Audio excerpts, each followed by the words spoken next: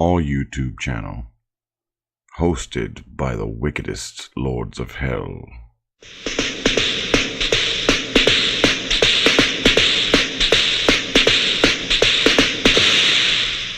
Here is the first internet clip show to offer to the daring a look into the final maddening space between life and death. A case of the Mondays. To avoid fainting, keep repeating. It is only a live stream. Only a live stream. Only a live stream. Videos and songs far beyond anything you've tested.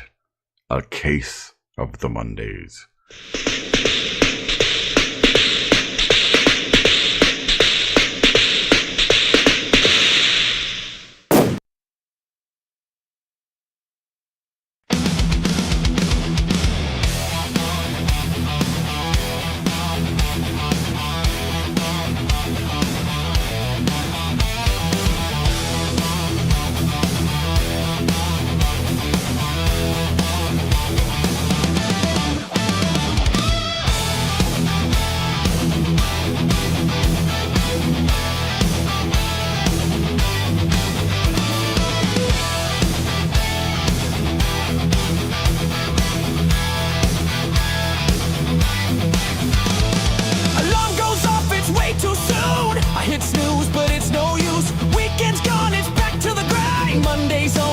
With my mind, coffee's cold, toast is burned. Boss is already on my case, I've learned. Traffic's jammed, I'm stuck in place. Another Monday, same old race.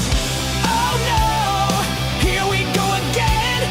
The week's just started, but I'm counting to the end. I've got a case of the Mondays, oh yeah.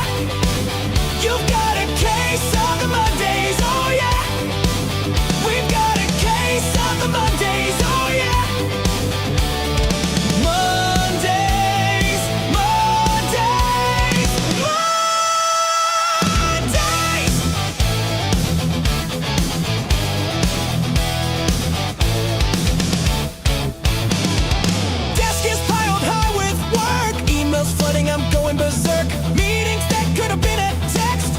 What disaster's next? Lunch is soggy, forgot my keys. Spilled my drink, oh can this end please? Clock's moving slow, it's barely noon. Feels like I've been here since last June.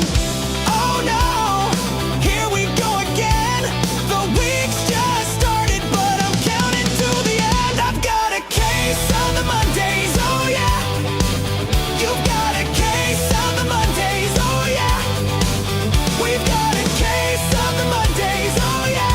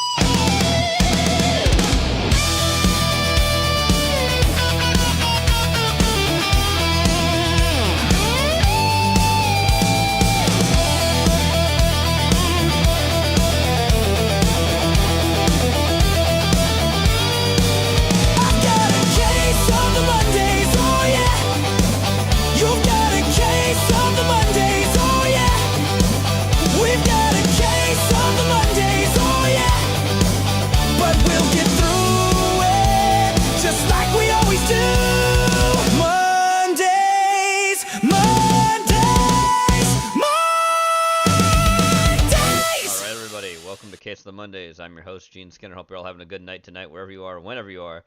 Let's get right to the show, shall we? Let's get right into it. I don't know. The next video doesn't want to play. I'll go right here. I put this in. Microsoft Sam.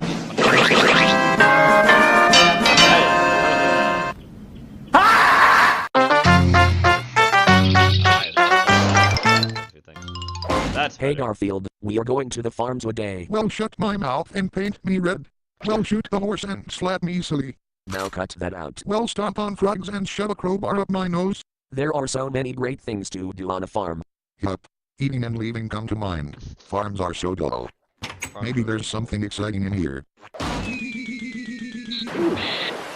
Come on, Garfield, Dad's gonna take us into town to see the new stoplight. I've had all the excitement I can stand for the day, thanks. After this morning's tour of the new indoor plumbing. Mom, there's a white mouse in my room. Doc boy, come quick. Doc Boy. His name is brother. Right. Must be one of them albinos. They're very rare. These people need a DD. Thanks, Yes. Mom, we really have. How about taking some food with you? Well, maybe just a. Dad! Hey, Doc Boy, I think that side of leaf will fit in the trunk.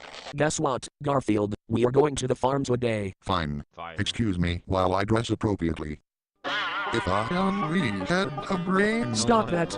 Don't you get a little bored here on the farm, Doc Boy? No way. Now be quiet. We're missing the show. There goes the red sock again. Oh, What jeez. kind of dog is that, John? Well, Dad, he's. Pop. I have a hunch. What's that? Worthless. Wow. There's old man Yarber, Garfield. He never quite got the hang of modern farming methods. The man's looking a tractor. There. I get it. Come sit on your mother's lap, Johnny. On Mom, I'm too big for that. Nonsense. You're still my little boy. Now come on. Oh, okay. Am I too heavy for you, Mom? Mom, is Yes. that a gorgeous sunset or what, Garfield? I'd give it an or what. Can we change the Bob. channel now? Hey Garfield, we are going to the See farm ya. today. Fine, I'll be outside, letting the air out of your tires. Doc Boy, how are you? Don't call me Doc Boy. Oh sorry, what else did I use to call you? Oh yeah, Iguana Gums, how are you? Call me Doc Boy. Call me Doc Boy. Sure is peaceful here. Yep, always has been, always will be. Nothing moves fast here. Nope. Oh, boys. Dinner. You boys leaning on the fence? Yeah, Dad. Mind if I join you? Not at all, Dad. You boys gotta lose some weight. Okay, Dad. Garfield, this is a pig. Pigs are used for food. I know that. Here are people root for truffles, don't they? Look at those pigs, Garfield. All they ever do is eat and sleep. Get out of there. Oink, I say. Only cause. There we go. Oh, but then Sure is a beautiful sunset, Dad. that fucking music. Sunsets are very popular on the farm. Very popular. Oh, look, Garfield and Remember that friends. tree, John? Our bull chased you up that tree. Yeah, Dad. Boy, you were stuck. And up there a nobody liked long the time. farm remember, part, Garfield. They Dad. just watched How it old were for you? 7 and Garfield. 8. So how's life in the big city, John? It's wild. Sometimes I stay up till 10. Ah, Farming can be dangerous, Garfield. There are warning signs all over. Do not tickle the bull. That's a biggie. I have a girlfriend now, John. Really? Good boy. Want to see a picture of her? Oh, Sure. God. What do you think? Say. That's one shiny tooth. I'd like That's to what stay and Chinese visit, will have. John, but I have a date. Look at that ugly Holstein over there. That's my date. You shouldn't Oh, wear God. polka dots, lady. You shouldn't wear polka dots, lady. That's funny. This is a squeaky boy. Have you noticed how he acts different when he's off screen? Go ahead. Alright, you put this in, Bob. Questions for Ted, too.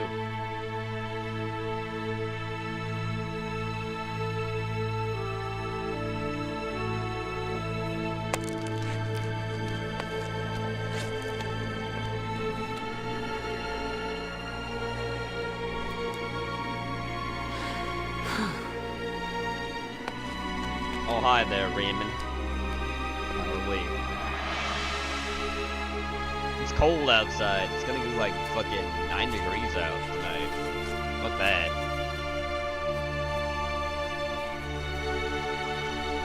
Single digits. Fuck that noise. Peek out the night kind of noise. Worst it's ever been here is like. Maybe it was supposed to be. That was fucking bad. Fuck that. Fuck that noise. Oh hi, Starter. Just gonna go ask Ted. Hey Ted, how do I know that I'm real? Ah, my boy. You are a curious one. Look, you really But don't worry. All things will be answered for you. Take a look around you at this wondrous world we live in now. Can you tell me how guess. Okay, I guess. Pinch Okay, yourself and answer me this. Have you woken from a dream? No. Now you see what I'm getting at. You are real. Real? Really real. Because buried alive in a void. Don't worry about the void. Existentially you exist. Life is above the skin. This reality we're all living has something new around every corner.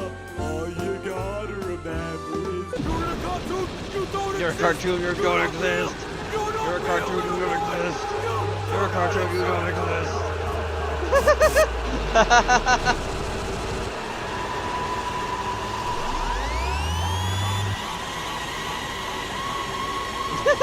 You don't exist, you're a cartoon. Yup. What am I doing? What am I doing? I never wanted to be a drummer. I never wanted to be a drummer. I've wasted my life. Dude, are you okay? Don't yell at me! Don't yell at me. Thank you for watching my video. Thank you for Remember, watching my you can video. watch my other videos here. Yeah. And this is a really good video. And please subscribe to this right here on the screen. On the screen. Right here, and the link in the link. Please, thank you. Let go. Alright, speaking of, look at this. Same creator. Oh, fuck.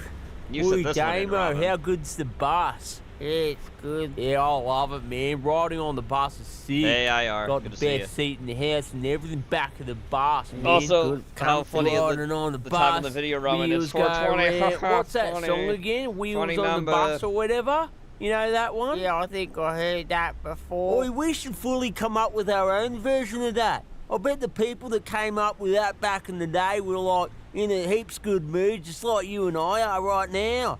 Let's capitalise on these good vibes and come up with like a new song and stuff, new bus song. Okay, it's a good idea. Let me think about it for a bit. I can start and we can like go back and forth on it. Okay. Right, bus driving, being in a big rectangle with wheels, riding on the road, have heaps of people inside sitting on chairs. Over to you, Damo.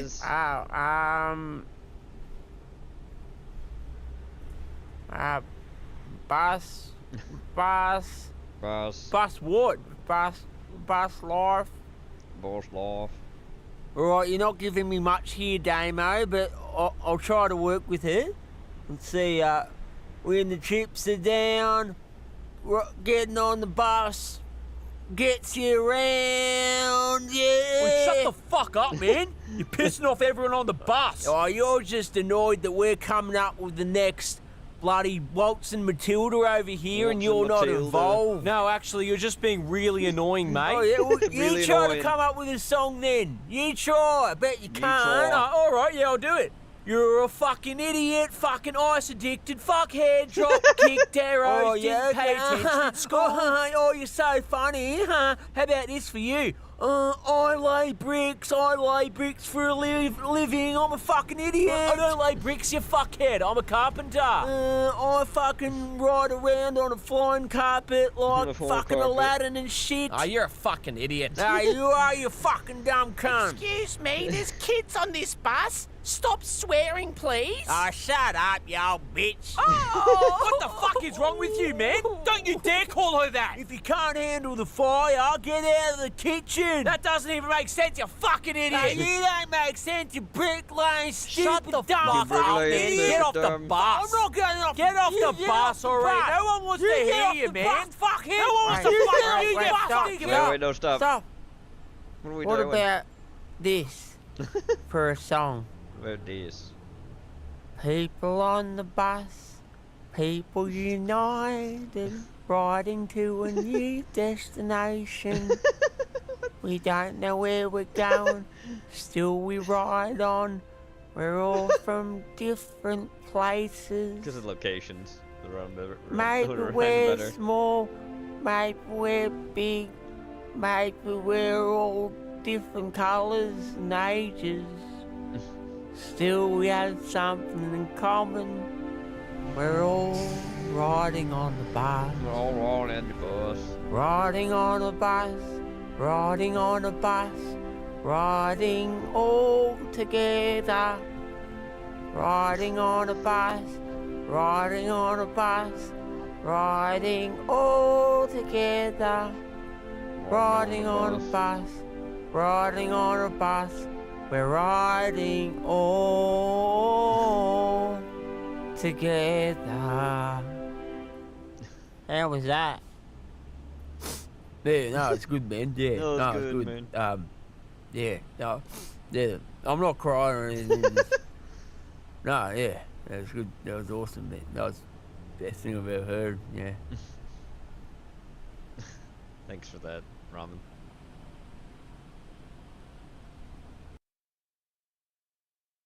Here we go. Shrugs. Well, it was a long and difficult campaign, but we won. The right has finally taken control over the levers of power. The levers. Behold! Everything our system is capable of doing condensed into a single machine which controls all of it. Time to begin our difficult work. What does this lever do? Drops 40,000 Somalians in your neighborhood. Oh, won't be pulling that. What about this one? That one also drops 40,000 Somalians in your neighborhood. What about this one? That one? Let me look at this. So that drops 40,000 Somalians in your neighborhood. And this one... Does it drop another 40,000 Somalians in my neighborhood? No. That one drops Afghanis in your neighborhood. What is it? Is this a joke? What? What about this? What does this lever do? Yeah, man, that just dropped 40,000 Somalians in your neighborhood. You're telling me all the system does is drop 40,000 Somalians in my neighborhood? Well, where else is it supposed to put them, Jason? Come on, let's be adults here. Why does it have to put them anywhere? Because that's what our noble founders intended. No, they didn't. Infinite Somalians Infinite in Somalians. Jason's neighborhood! No, it isn't. Well, then they were slave owners, and I hate them. Can I you hate just tell me which lever sends them back? Back? Yeah. Yes, whichever lever sends them back. Why would you want to send them back? Because They I aren't need to supposed go to be back. here. They cost us billions, and everyone voted to send them back. Now, which lever does that? That one. Oh. Now I was getting worried there wouldn't be one. Oh, it's tied up too. Ah! 1,000 lambs. Oh, well, dead. Yes! We did it! You monster! I can't believe you sent one back. Why? Only percent of one Yeah, back. that's not allowed. He's coming back. That's not allowed. It Oh, sent judge. none back. Become a member at freedomtunes.com for exclusive cartoons. Deport them. All of them. Alright, you sent this in too, Ramen.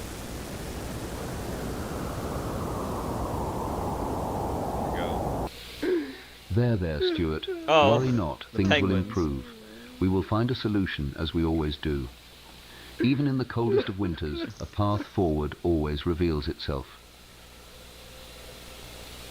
It's useless. I can't have a normal date, Phil. I can't fucking date girls. Simply ignore it when it occurs, Stuart. I assure you, countless penguins encounter similar predicaments. It's hardly a unique situation. Every fucking time things are going well, that asshole shows up and ruins everything. And I can't do anything about it because of how big he is. Now, Stuart, don't let pessimism cloud your evening. I'm certain he won't intrude this time. It would be far too much of a coincidence for him to show up a third time in a row. Just go out with Mary, embrace the moment, and see if things flow with her. Fine. Okay. You're right. What are the odds of him showing up a third time in a row? Pretty slim, honestly, aren't they? Now that's the spirit, Stuart. Just go out there and conquer her heart, you Chris Flipper Columbus.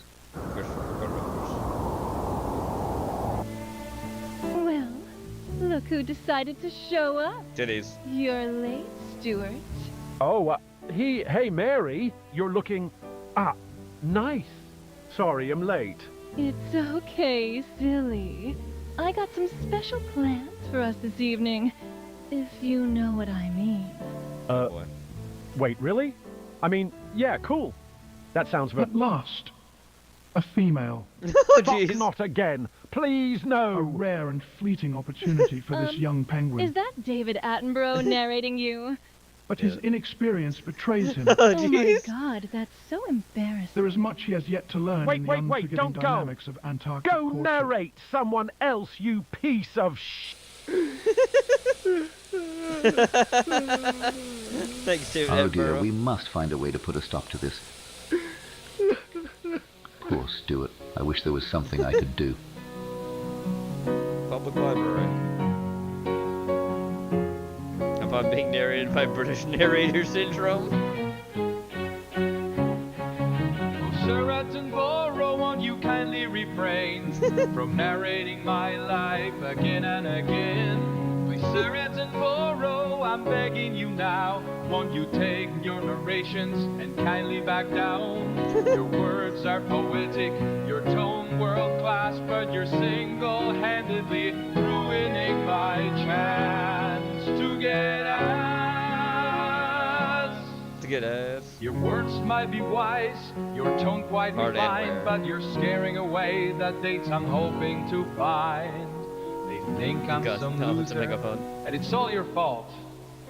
So that's why this has to come to a halt. Come to a halt.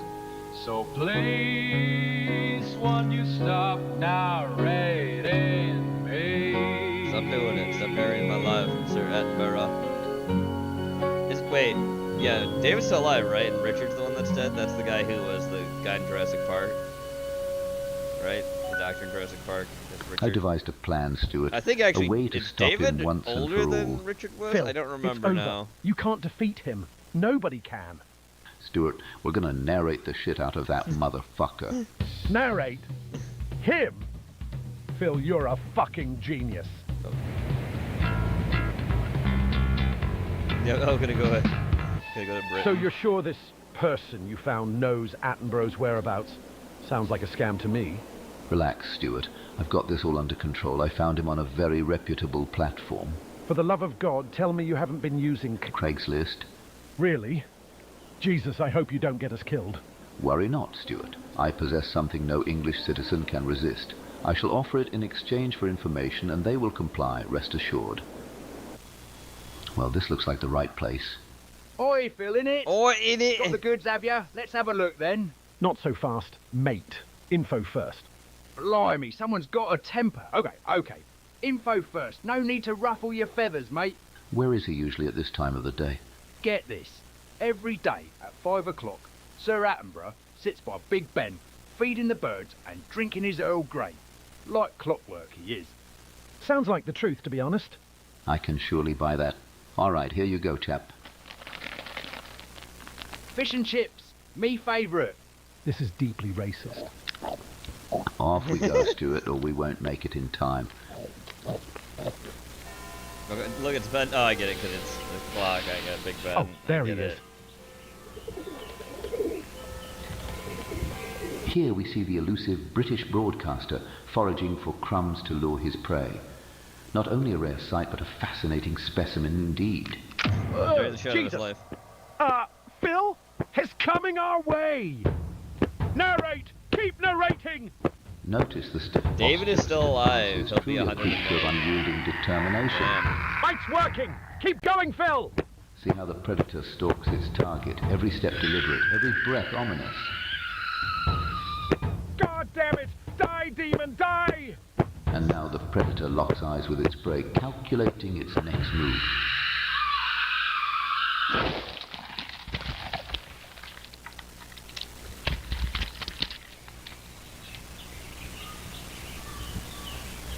All right, I'm gonna go f*** Mary. There you go. Now he can do what he wants to do. Alright, divorced dads. Seeds of separation. Brittany! Brittany, come in! Answer, come in. Brittany! Brittany, answer the phone! What can I help you with today, Graham? Brittany, finally. I need you to... See? This is what I'm saying. You just can't replace me with an app. It doesn't even listen to you. I listen to you. All right, I need you to chill, okay? We got bigger fish to fry. Sir. Chilled, sir. Brittany, it's time. I need you to assemble the divorced dads. Assembled the divorced dads.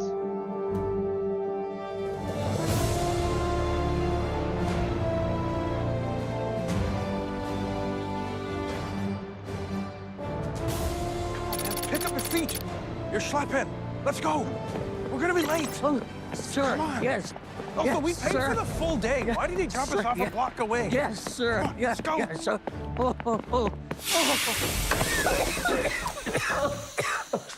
I gotta fix that door. Everyone sit down. Stand for your leader. Everyone stand down. Everyone sit down. Sit down. Sit down. Thank you for being here, divorced dads. As you know, we have a very dangerous mission ahead.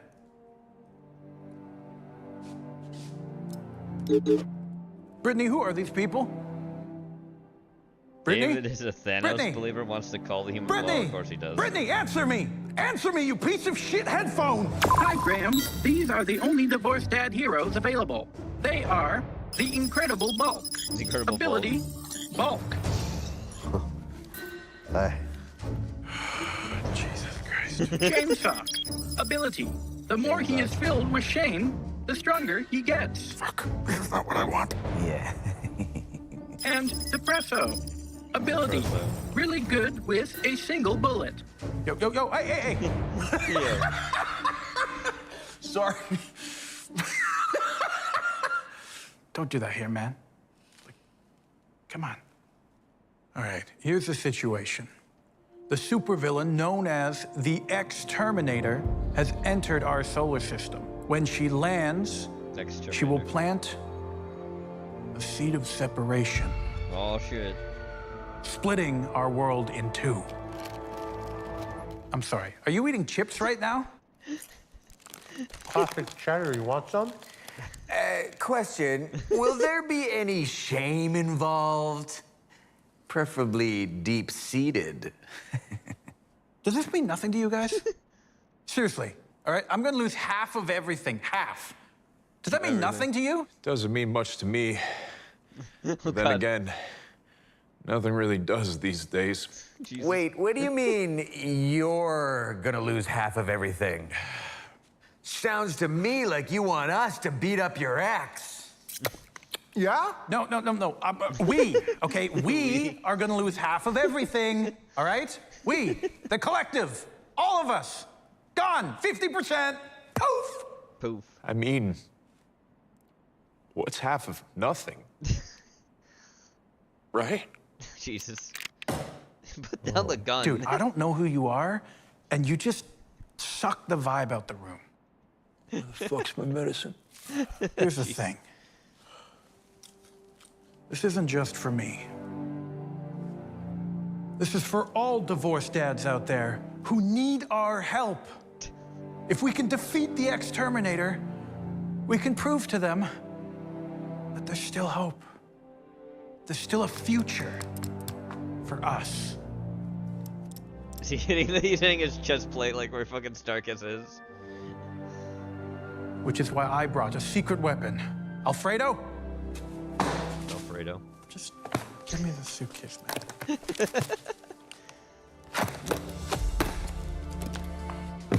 Last year, we discovered a new element while drilling deep inside Uranus. Gentlemen, I present to you barium. Barium. This liquid makes any divorced dad 10 times stronger and gives them the ability to climb any public fence. With this right here, the Exterminator doesn't stand a chance. So you want us to get drunk and fight your ex? That's so shameful. I am in. No, that's not what I'm saying. Me too. Yeah. No, that's not what I'm saying. Do not do that. Do not do that. No. Divorced dads assemble. Divorced Dad's Court of Chaos. Seed of Separation now available. And remember, with these cards, you are never alone.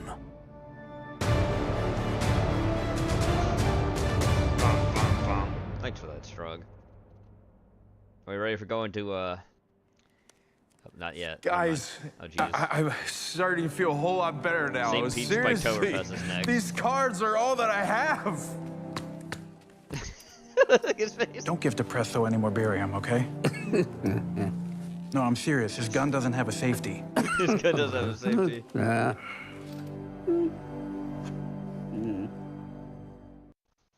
Divorced dads to age of alimony. That's right. Here we go. This is from Farm Cup Pro. This is the St. Pete by Oktoberfest. Did I play the new Joel Haberman cartoon? I don't think so. Nobody had it in.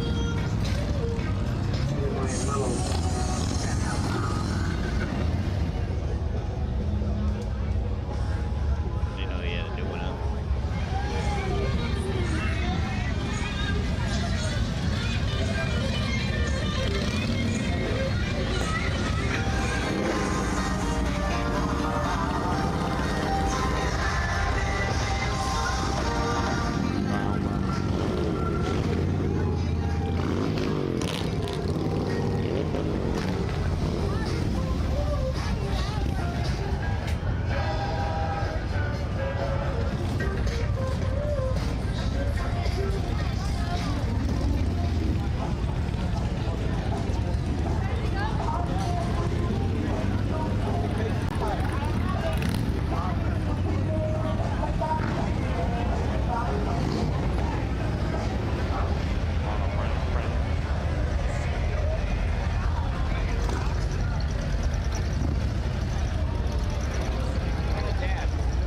Oh god, look at that guy.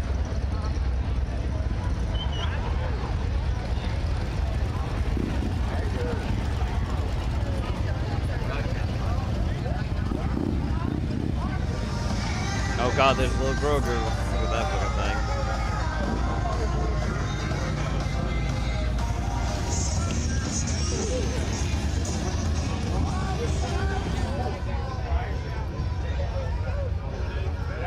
Also, yes, since I just popped up, don't forget to vote on the captain contest. The captain contest changes every day. You vote.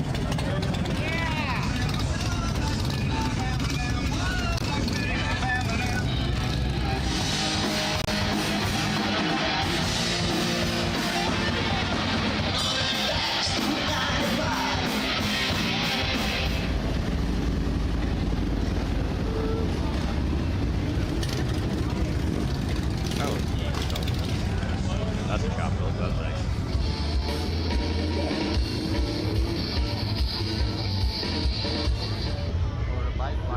FloridaBikeLife.com. The bikes have cleared out, y'all. Now, let's party.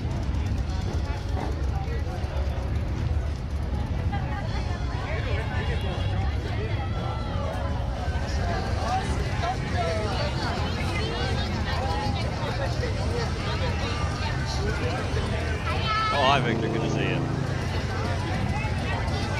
Did he? Okay, just bought that again for sale tonight.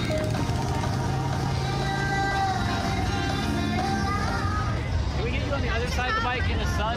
Like the sun is better from the side, yeah. Face Be careful of your fucking black is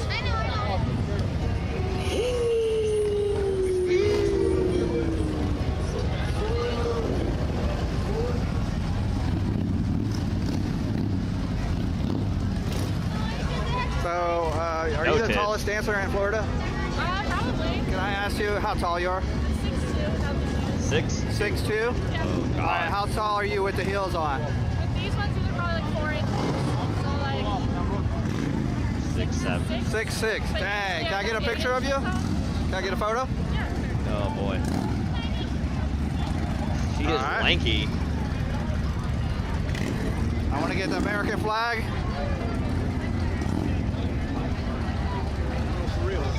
Get it on the for sale sign coming up. Lanky. Lanky, lanky. I'll leave you.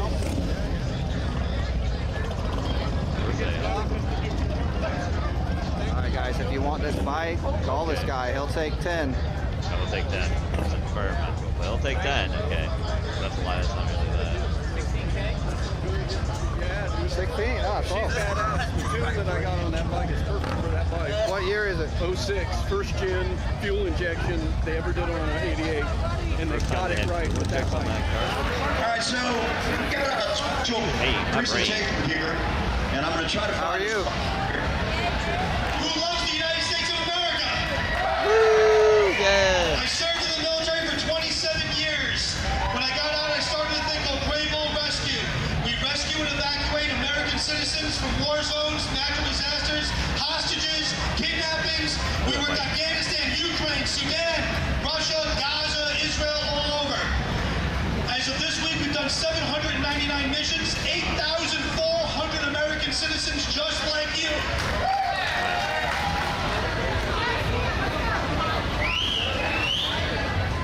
Trust me, I burned my leg before, I know.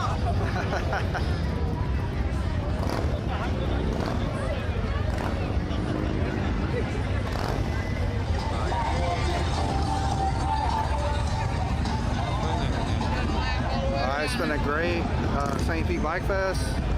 A lot of people showed this year. From the OCC Museum, Roadhouse. St. Petersburg is on the eastern, sorry, it's on the western part of Florida, I believe. It's closer to Oh, I gotta get a picture of Tampa. Did it?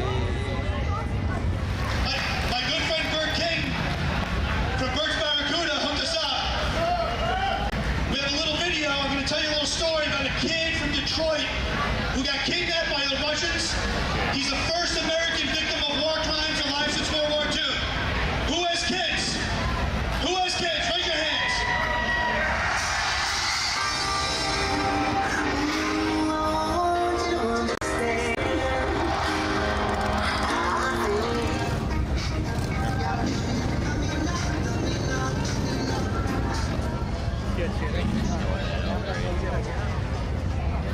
Did it? But also back there, not doing anything new out yet. Alright, perfect. Maybe this one video for the same. Awesome. I don't think it's interesting as usual, like stuff, at least for me. I mean, it's not bad what it is, but.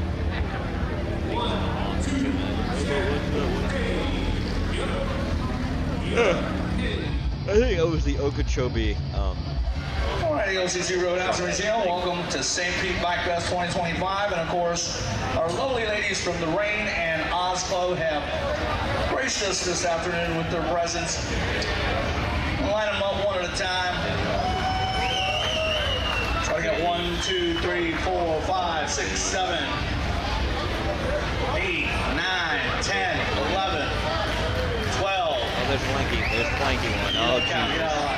13, 14. All right, look at that, ladies. The lanky one. He's so lanky. There was a chick that's almost their same height too, but she didn't look as bad. I don't know. It just looks weird being that tall with like nothing. It's a little stick. And you're trying to say that be mean? That's what she looks like. She looks like a thin stick. Let's look into the camera and just say thank you for watching. Okay? Thank you for watching, you guys.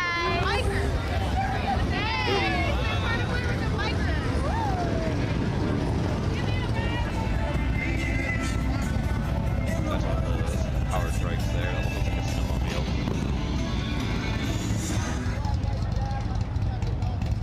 Look at those colors. Green and black. Corolla, love that fucking thing. It's got John Deere on the back of it. Oh, that's a powered chopper. It's a powered trike chopper. Look at that fucking thing. That's C. That's definitely a chopper C. Smoke cigars, bang porn stars.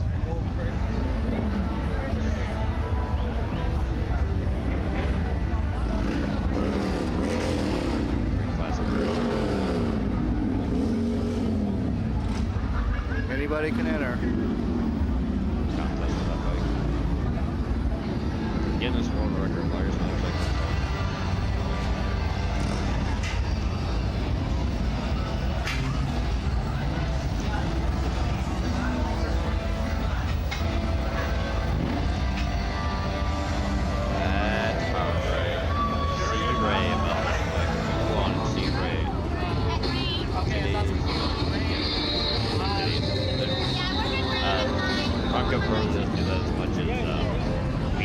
sometimes does, but it's mostly house bike really.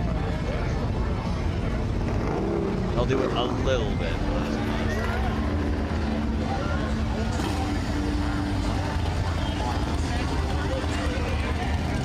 Can I get eyes right here? Good chick on the right. I just don't like it. I just don't like it. I just don't like how lanky she is.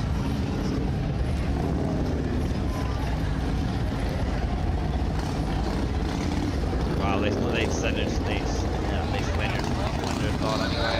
Thank you guys for watching. Bye bye. Yeah, baby. Thank you. Yeah, baby.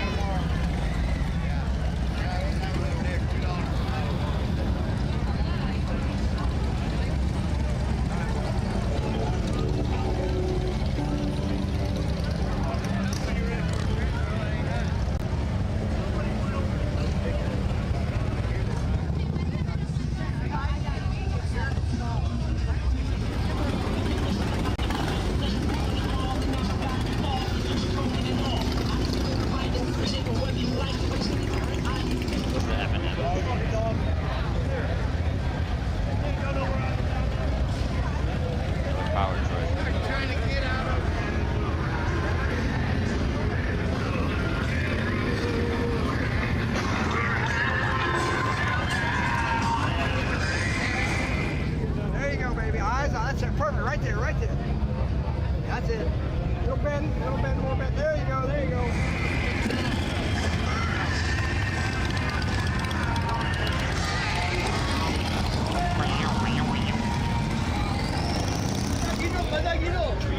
There you go, honey. There you go. Big smile.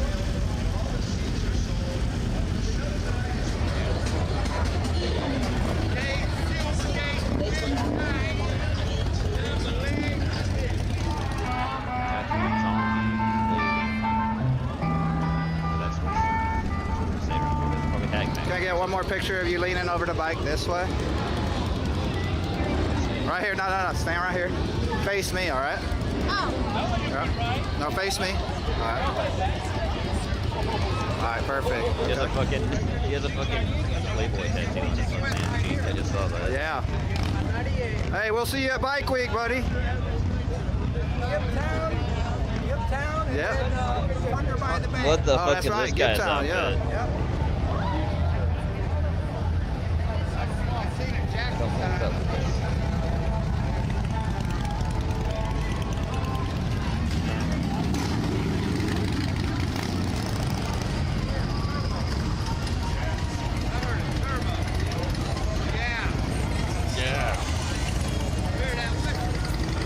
Yeah,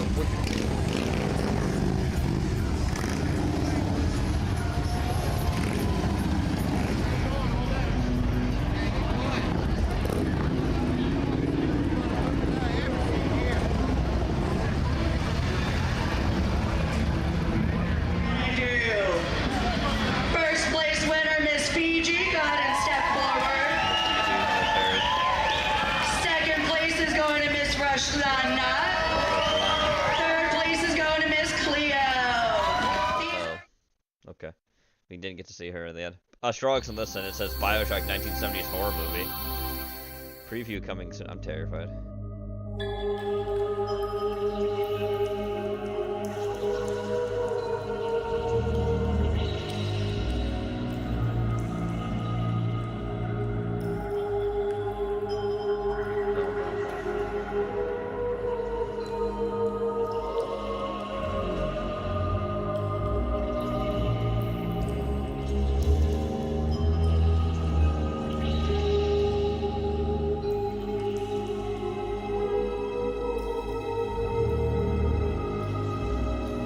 Not creepy at all.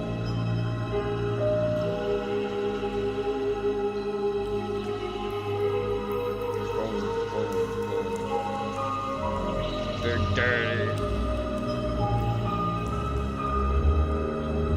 That's creepy.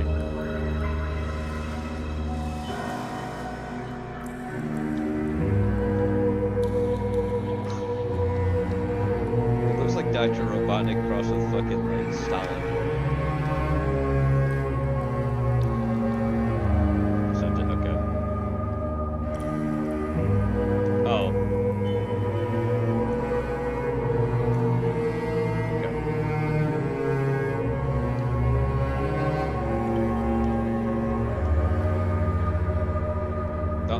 wizard with guns. That kind of explains why.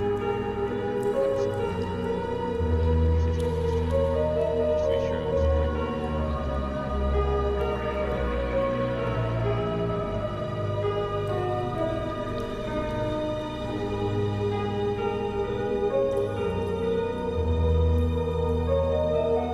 This isn't new hell. This is 2 years ago. That's what I thought. That's why I didn't see it. That's 2 years old.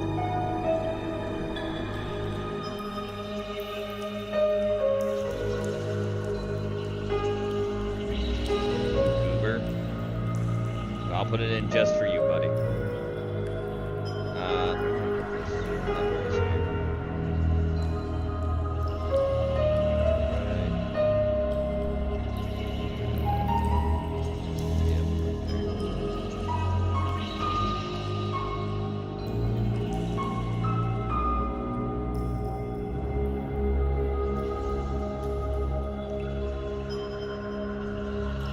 Thank you for watching. Be sure to subscribe. Sent by AI. Who made that? Alright. Speaking of spooky, let's go to the next video. I have him on the last screen, but we're gonna have him here. Solar eruptions are among the most dynamic and energy-intensive phenomena in the solar system. They arise on the sun's surface when magnetic field lines, built up and stretched across active regions, suddenly snap into a new configuration. That abrupt shift releases vast amounts of radiation and high-energy particles that can race through space at speeds exceeding 1 million kilometers per hour. Although these events are part of our star's regular activity, their influence can extend far beyond its immediate surroundings, reaching the planets and the technological systems they rely on. The systematic study of these eruptions became possible thanks to a series of instruments developed over the course of the last century. Ground-based solar observatories, such as the earliest telescopes designed for solar spectrography, made it possible to identify patterns in sunspot activity and linked them to eruptive events. As space-based technology progressed, missions like the Solar and Heliospheric Observatory and the Solar Dynamics Observatory delivered continuous high-resolution data on solar radiation, the behavior of coronal mass ejections, and fluctuations in the solar wind. With these tools, scientists have been able to analyze the energy structure of an eruption, track its propagation speed, and, more broadly, anticipate its potential effects on Earth. Among the most striking signs of the interaction between the Sun and our planet, auroras hold a special place. Ever since human communities have been able to record their existence, these displays have inspired wonder, countless interpretations, and even early scientific curiosity. Today they draw thousands of travelers each year to the high latitudes where shifting colors sweep across the night sky. Their origin lies in the encounter between particles released by the Sun and Earth's magnetic field, which guides them toward the poles. There they collide with atoms in the upper atmosphere and generate luminous emissions. Despite their beauty, solar eruptions can also trigger hazardous scenarios when they reach unusual intensity. At times, a particularly powerful coronal mass ejection can disrupt Earth's geomagnetic field. One well-known example occurred in 1859, when the so-called Carrington event caused widespread failures in telegraph systems, producing electrical discharges and disturbances across networks that for that era represented an emerging technological frontier. Decades later, in 1989, a geomagnetic storm brought down the power grid in Quebec, leaving millions of people without electricity for several hours. Today, with navigation systems, satellites, global communications, and interconnected electrical grids, the potential effects of a high-magnitude event range from satellite link outages to damage in high-voltage transformers. Researchers have also outlined theoretical scenarios in which an extraordinarily intense solar eruption could temporarily compromise the structure of Earth's magnetic field, weakening it in significant ways. Although the planet has remained stable through countless solar cycles across its history, it is understood that an extreme pulse of radiation and charged particles could induce disturbances capable of reducing the magnetosphere's effectiveness as a protective shield. Under such circumstances, the risks would extend far beyond human infrastructure, reaching satellites in orbit, ongoing space missions, and even the upper atmosphere itself, which could undergo changes in density and composition. In the face of extreme events, where the sun might be affected by some condition outside its natural behavior, things could become deeply concerning for life on Earth. It was several decades ago, specifically in 1986, a particularly turbulent period for the Union of Soviet Socialist Republics, when the astrophysicist Anatoly Grigoriev, an established researcher in the field of solar physics, was working in collaboration with specialists from the Moscow Institute of Physics and Technology, one of the country's most prestigious institutions for space research. Both teams had been gathering data from the sun for the previous 12 years in a continuous observation project that had managed to persist despite administrative changes, staff turnover, and the technical limitations of the era. For most of that time, the information they collected offered no clear conclusions, and numerous scientists took part in the analysis without identifying any patterns worth deeper attention. However, in 1986, the records began to reveal a pattern that immediately caught the team's attention. The signals they were receiving did not match the usual fluctuations of the solar wind, the sun's magnetic emissions, or the behavior of sunspots. The mathematical calculations pointed to the presence of an external influence acting on the sun, some force whose nature could not be identified using the graphical instruments or direct observation tools available at the time. What made it remarkable was that this anomaly only emerged when the data were processed through long numerical series and predictive mathematical models. This meant its detection did not rely on anything visibly present or electromagnetically measurable, but instead on subtle variations within the sun's internal dynamics. Subsequent analyses led to the hypothesis that this force remained virtually stationary in the sun's vicinity, moving along an orbit that mimicked, with striking precision, Earth's own orbital rhythm. That synchrony implied that, from Earth's perspective, the anomaly always remained on the opposite side of the sun, explaining the complete lack of direct observations. Its position made it ideally placed to stay outside the reach of telescopes or optical detectors, yet it left measurable traces within the mathematical models that tracked the star's behavior. According to the calculations made by Grigoriev and his team, this influence seemed to interact with the solar core through a mechanism that, while impossible to confirm, aligned with a theoretical process known as induced gravitational resonance. This hypothetical phenomenon suggested that an external mass or structure, even if invisible, could generate small, regular disturbances in the sun's internal distribution of pressure and energy. If such disturbances persisted over a long enough period, they might encourage an abnormal buildup of thermal energy in specific regions deep within the sun, gradually undermining the stability of its thermonuclear equilibrium. In theory, a sufficiently prolonged imbalance could trigger an uncontrolled increase in fusion rates, compromising the sun's integrity on unpredictable timescales. Although these studies were never subjected to peer review outside the Union of Soviet Socialist Republics, the truth is that, as of 2025, they have begun to acquire an unexpected relevance. In recent years, solar activity has displayed a series of eruptions and abrupt variations that have generated concern within the international scientific community. These episodes, which have exceeded historically observed intensity patterns, have opened the door to revisiting hypotheses once dismissed as purely speculative.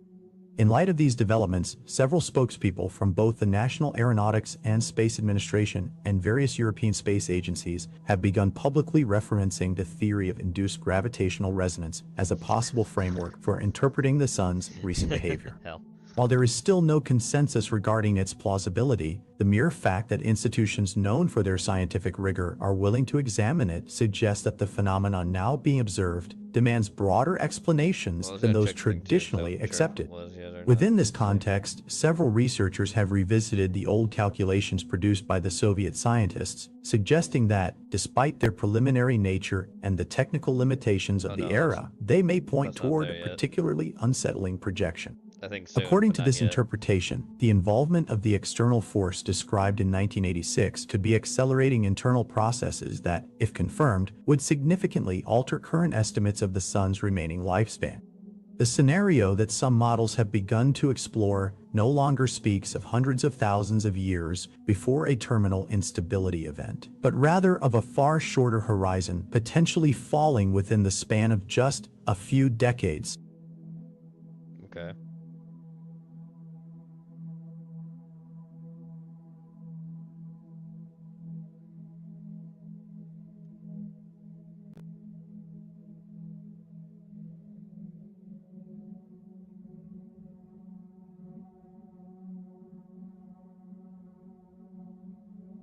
Alrighty, that was that spooky. Now the spookiest thing of all, Microsoft Sam's voice is coming back to read another Garfield comic. Get ready for it. It's coming. It's coming, even. Here we go.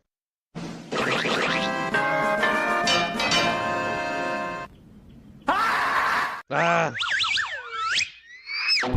Episode 7. Episode 9. Garfield. Oh no. Garfield, you were sitting in my scrambled eggs. They are warm. Okay, here, enjoy. No, go ahead and sit in them. They are ruined now. Ruined? Just because I sat in them. It's not like your stupid scrambled eggs are diseased, you know. Hubert, the cat's feeding John. Pack your bags, Ripper. We're moving for sure this time. Garfield, you weigh too much. I hear you, John. I want you to lose weight, and I mean now. Yes, sir. Where are you going? To a planet with a weaker gravitational pull. Odie, I have a treat for you, Odie. Nice try, Garfield. Garfield, I'm not Garfield. Dessert. The Son of Dessert, Part 2. Linda, I'll bet there's nothing you'd rather do than go out with me tonight. She'd rather swim in piranha-infested waters dressed as a meatloaf. I'll bet you were a close second. Well, Mr. Eating Machine, thanks to your 6-hour lunch, you missed dinner. I'll starve. Every time you make fun of Joel Schumacher's Batman, remember that he also made Falling Down.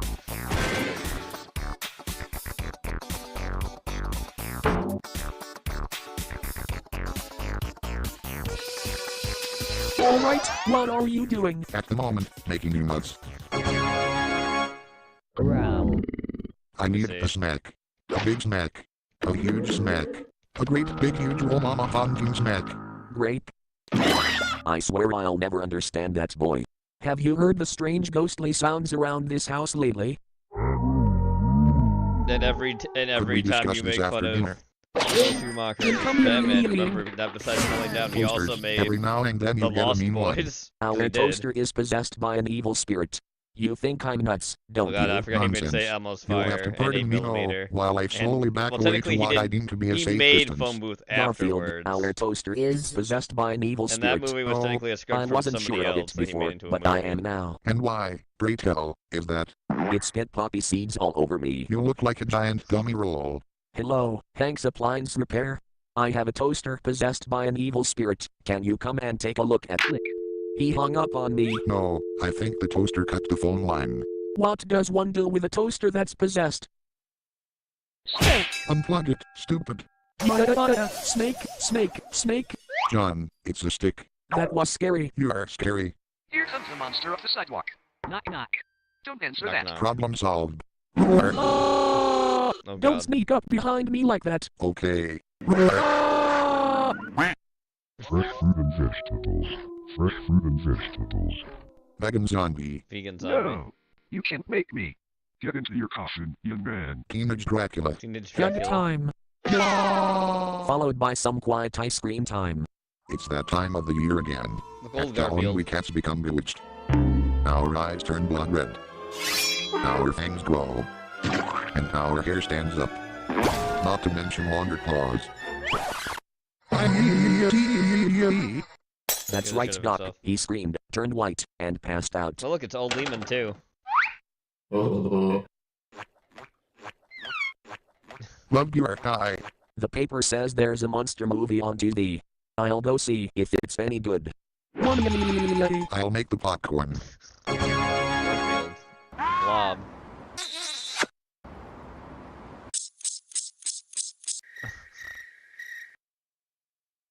That must have been a good monster movie.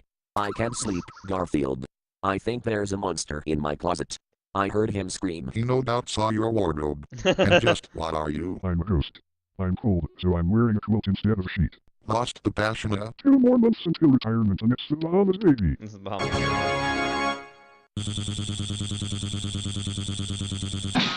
Who are you? I'm the ghost of the goldfish you ate last summer, You're kidding. and I'm here to taunt you, Ooh, I'm so scared. along with a few others you didn't. This could be trouble. Garfield, I think we have vampires. There are 2 puncture holes in my donut. And all the jelly's been sucked out. I'll be in my coffin. True story. John! Garfield, don't scare me like that. If you want something, just tap me lightly on the shoulder. Tap, tap. Good dog. Bad dog. Complex, aren't they? Complex. Oh God.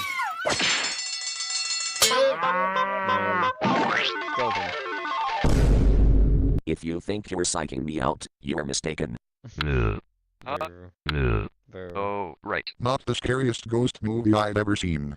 Guess what, John? I can hypnotize myself. I am getting sleepy.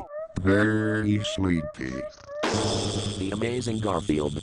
Garfield, don't you think you're a little too self-centered? Me? Self-centered? Get real. Eating right is easy. Each day I eat from the 4 basic food groups. Breakfast, lunch, dinner, and snacks. I'll have the spaghetti, Irma. Do you want that on a plate? Of course I do. Oh, excuse me, Mr. Picky. Is it too much to be accorded the same amenities others get? I'm a person too, you know. I'll just have a small slice of life, thank you. God. Here. All I can say is, I'm sorry. What's this? Oh. He's so cute.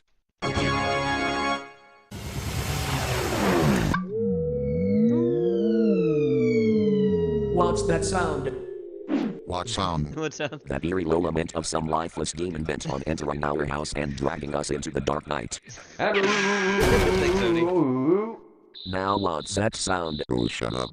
I made out my will, Garfield. Can I have the fridge? I want to be cremated. And have my ashes spread over my accordion. No, but we'll be cremating your accordion as well. No. I can feel it coming. It's gonna be a bad hair day. Open this pumpkin. No, you're going to pop up a frightening monster and I'll get really scared. Hi. Scaredy cat. Oh. Alright, here we go. Speaking of something new, this is actually new. Bop shooby doo. Bop shop shada-da-doo. Bop shop shada-da-doo. Bop shooby-doo. Nature's beautiful. Bop shooby. Look at the frogs. Bop bop shooby bop shooby doo. Bop bop shooby bop shooby doo. Bop bop shooby bop shooby doo. He's just missing his arm.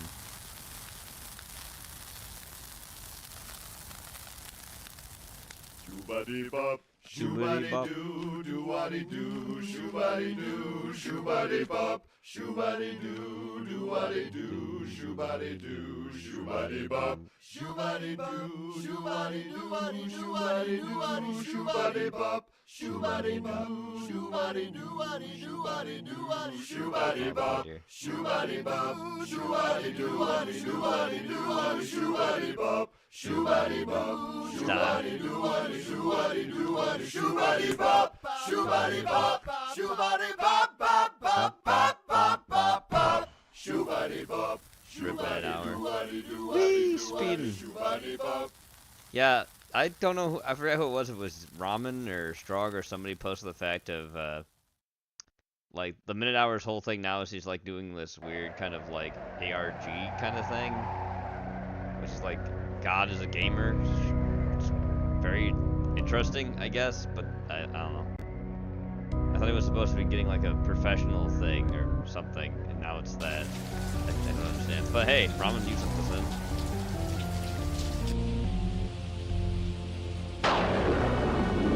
That was also the reason why he was stepped doing YouTube stuff, is like an actual like real thing he got for somebody.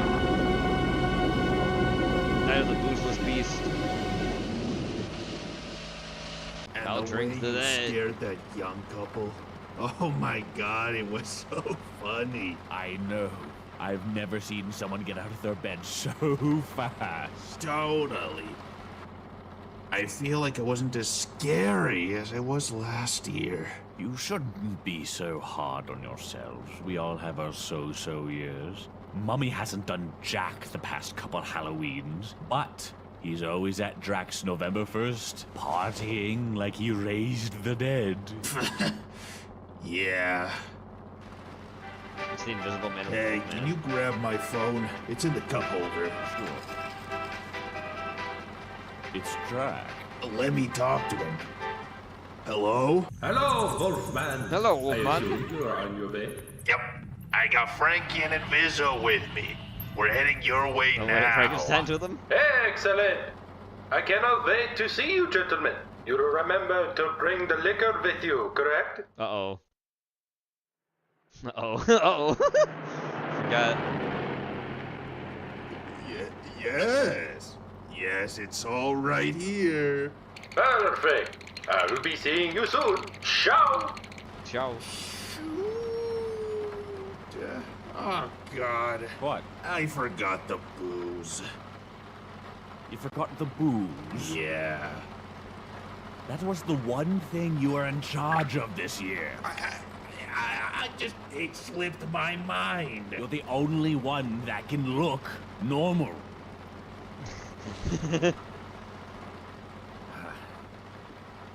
Great. Well, are there any liquor stores around here that are open at this ungodly hour? Yeah, there's one on the way that should still be open. But you're gonna have to go inside. What?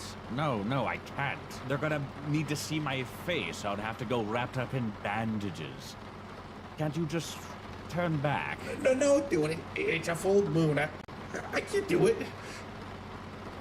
Could Frankie go in?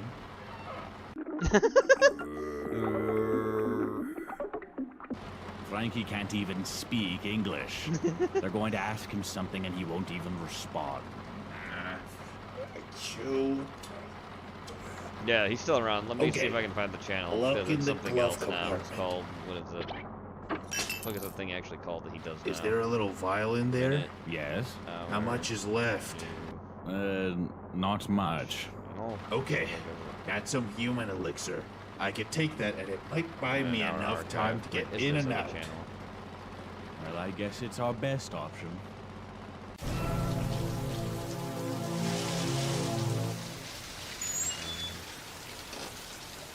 God is a gamer. Let's see if I can find that. Let's see. God is a gamer. Here, take my clothes. That's so generic. Thanks. I'm trying to find this fucking thing. Okay. Wish me luck, fellas. Oh, there it is. Just hurry. The name of his channel now is Gamer Church. That's his new channel. I'll link it here in just a second.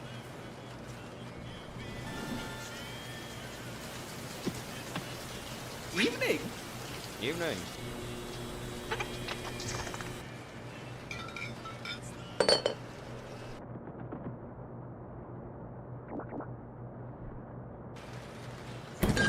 Just all this, thanks. God. Okay, can I see some ID? Yeah, of course. Uh-oh. Uh-oh. Does have an ID on him.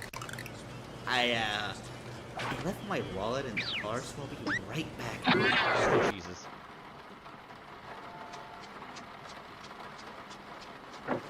Where's the alcohol? Damn it, I forgot my wallet. Well, find it. Surely you're running out of time. Inviso, what do you think I'm doing? Lots of talking, not a lot of finding. I'm going. Alright, here's the link to the Gamer Church one. Oh, God. There you go. All right. Plan B. I'm sorry, dear. I took your place in line. I'll try to be quick. That's fine. Oh, God. That's teeth.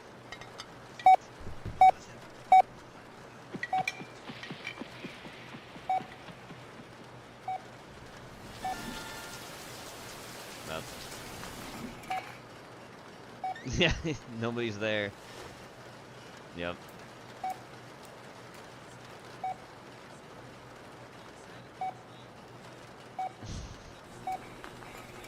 Just taking the booze?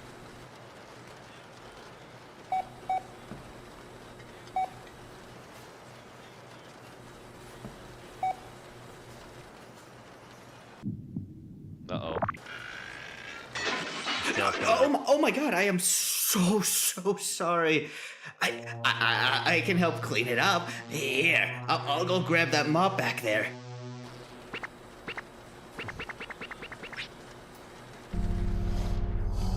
already kind of old.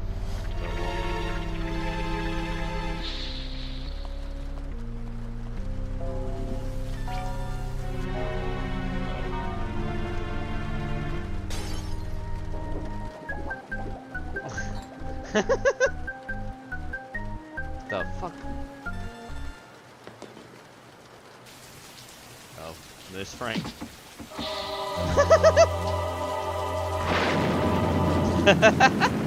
Shot.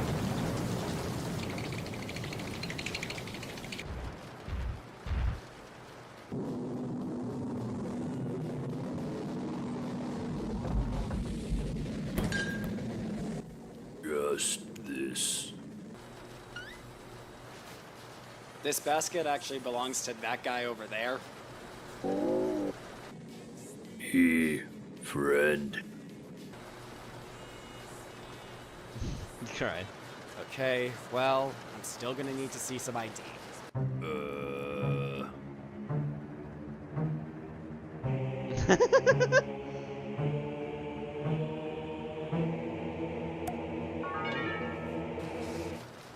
Oh, ¿puedo ver alguna identificación?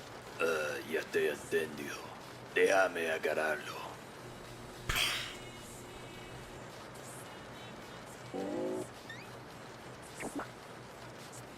Señor, aquí dice que tiene 1 año.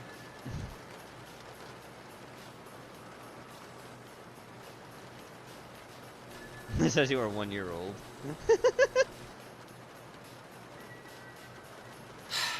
You can't get the drinks last minute like this. No. What? Yep. What if someone else was working tonight? You guys would have been screwed. But you were, but, sorry. On sale goods in Transylvania, 12-pack with a free shirt.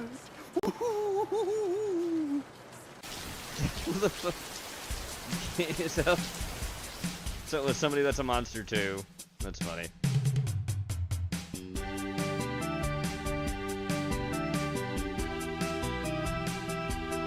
Midnight Scout.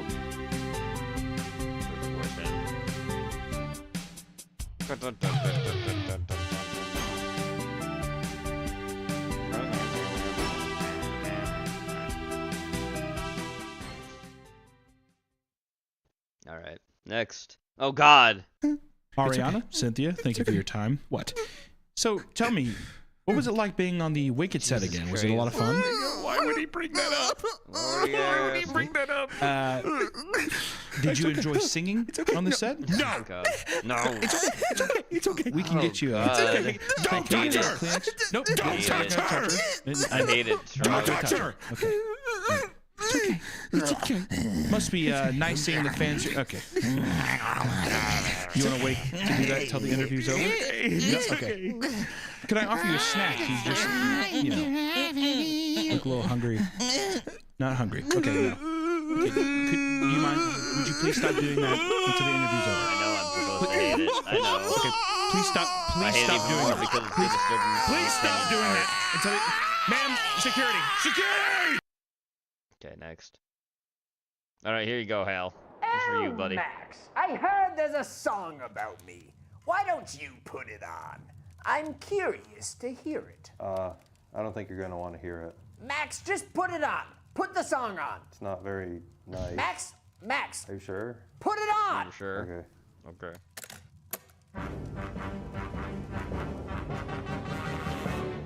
You're a mean one, Mr. Grinch. That's me.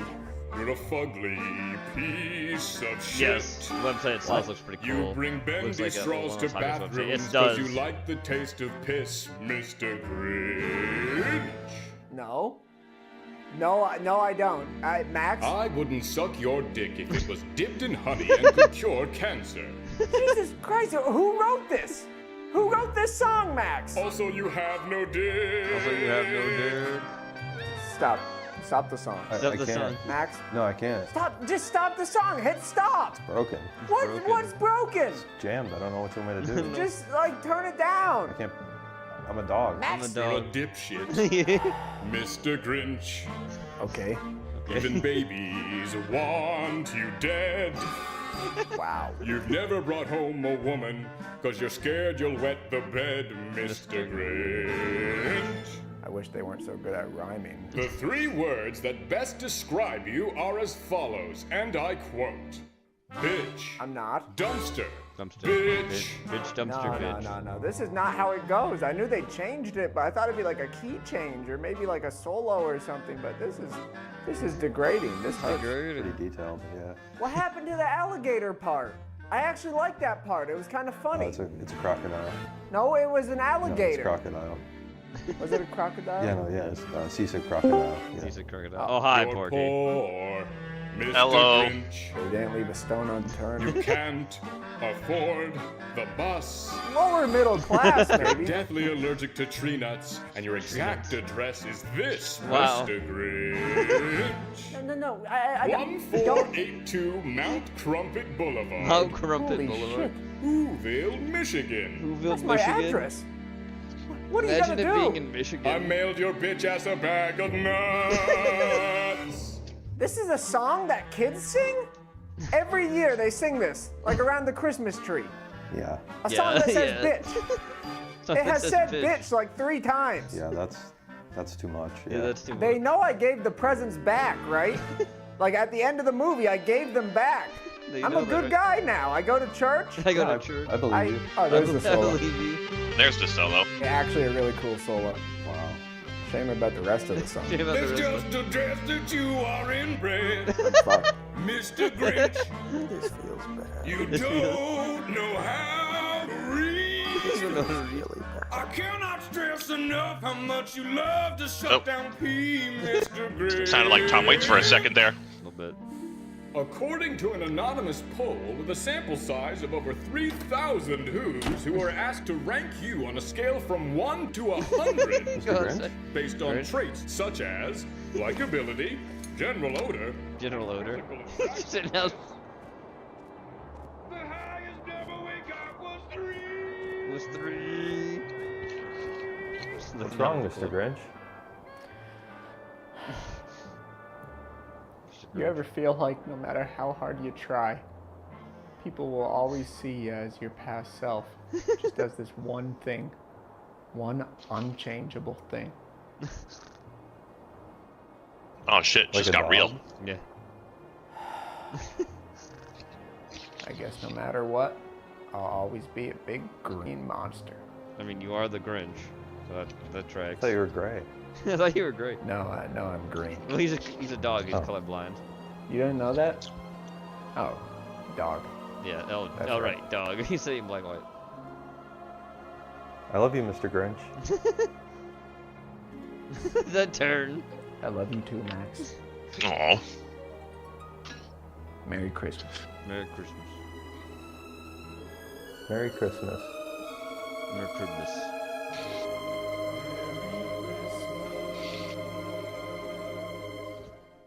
All right. Thanks, Hal. Anyway. God damn it, I can still hear it. Robin sent this in. What? Don't you feel good about yourself, Ramen? He does, probably.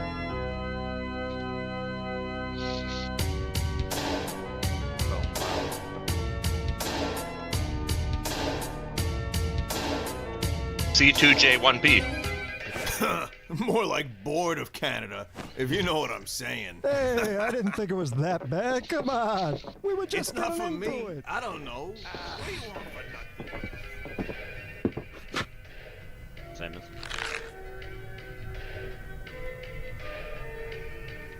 No, because one of the Hall & Oates guys is like blonde, right? Yes.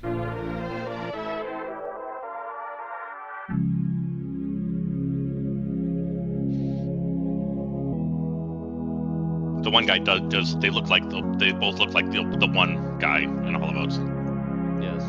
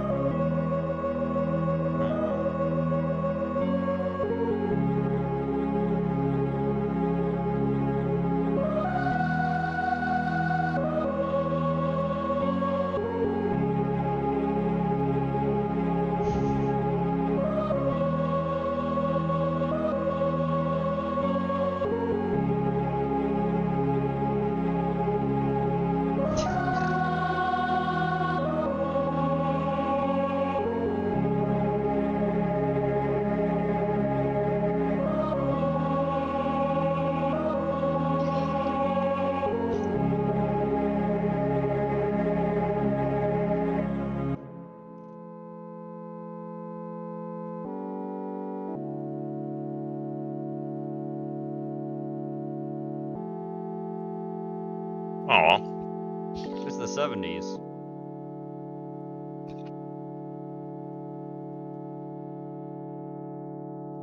I think. At least it looks like the 70s.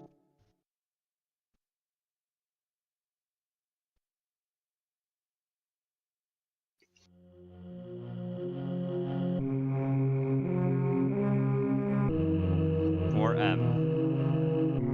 A dear friend. And those are still preserved.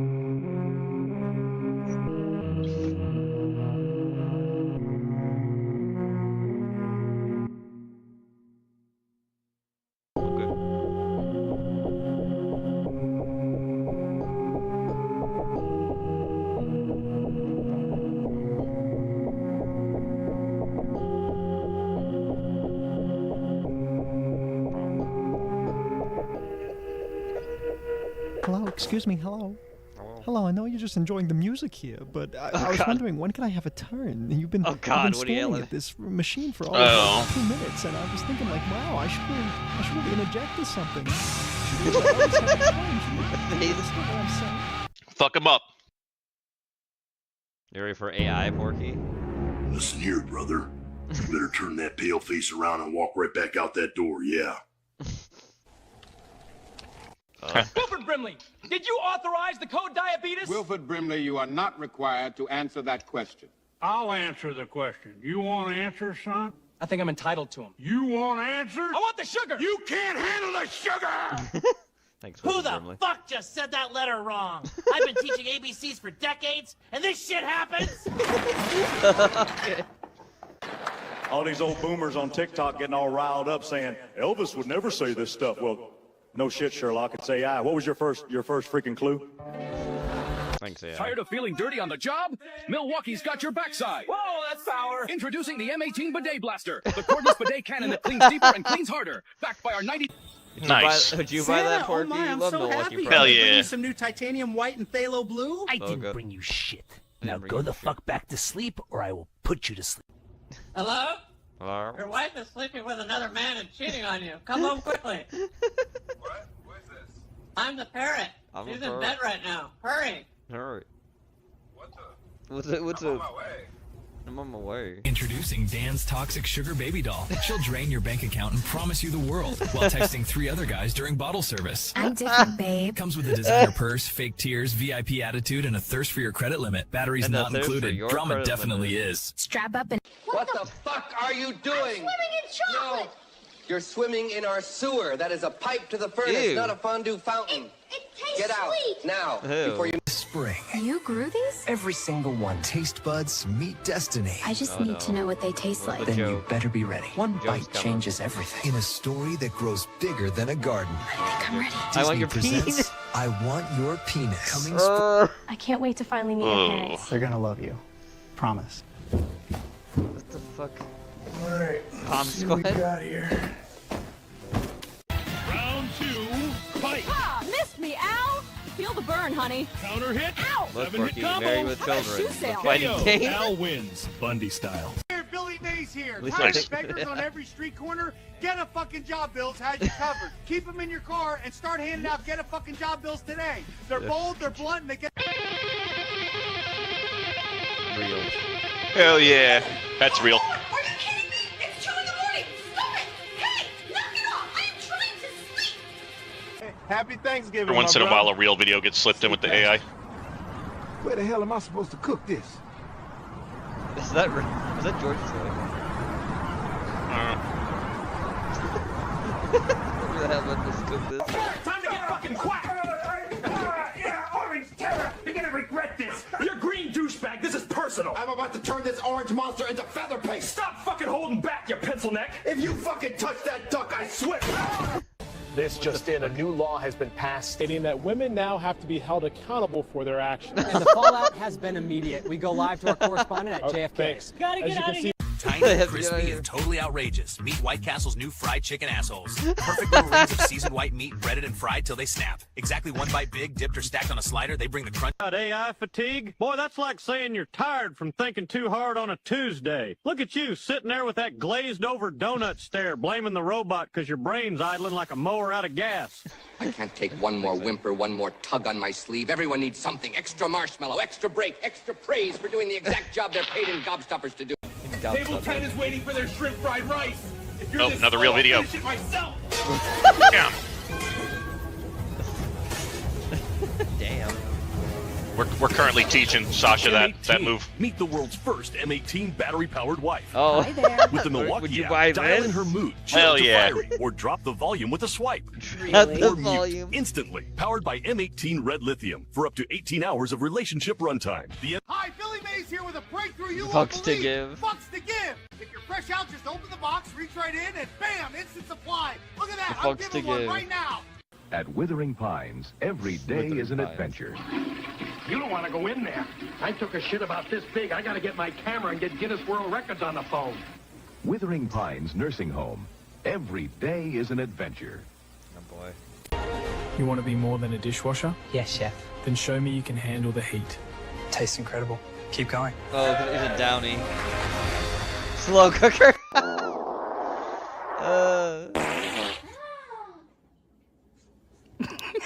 Dead. Hey, give me $1, I'll spit on you. Your mama also spits. That's disgusting. If only she swallowed. People keep wondering, are you and Mario, you know, a thing? Oh, no. No, he's just my plumber. Just your plumber? Just my plumber.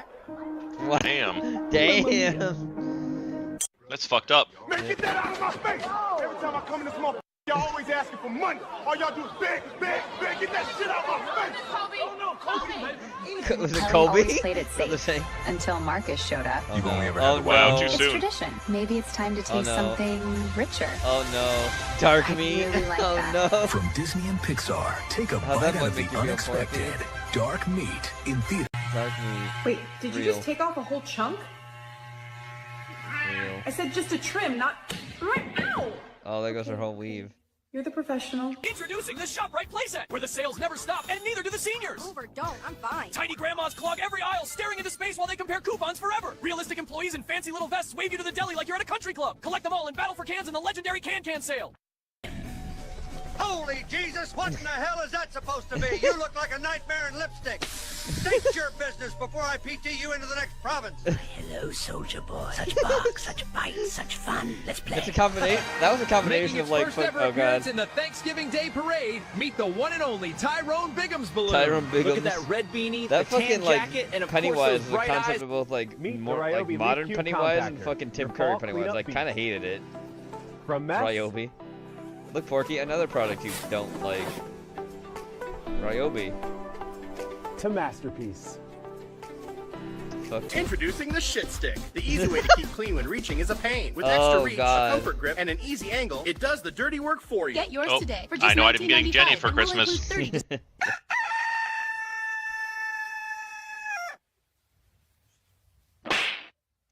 Right here are the hot Jesus ones. Whole upper is actual pepperoni pizza, real crust around the collar, mozzarella. Who the fuck?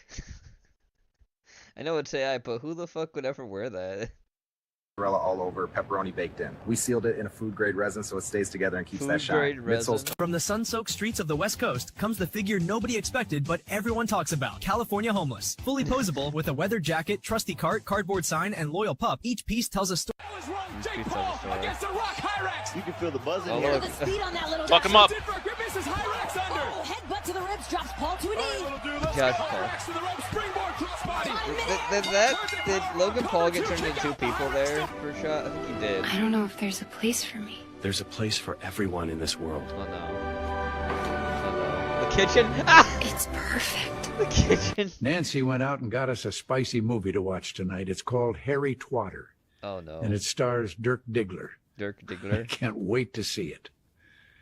Let me tell you something. The world is mine.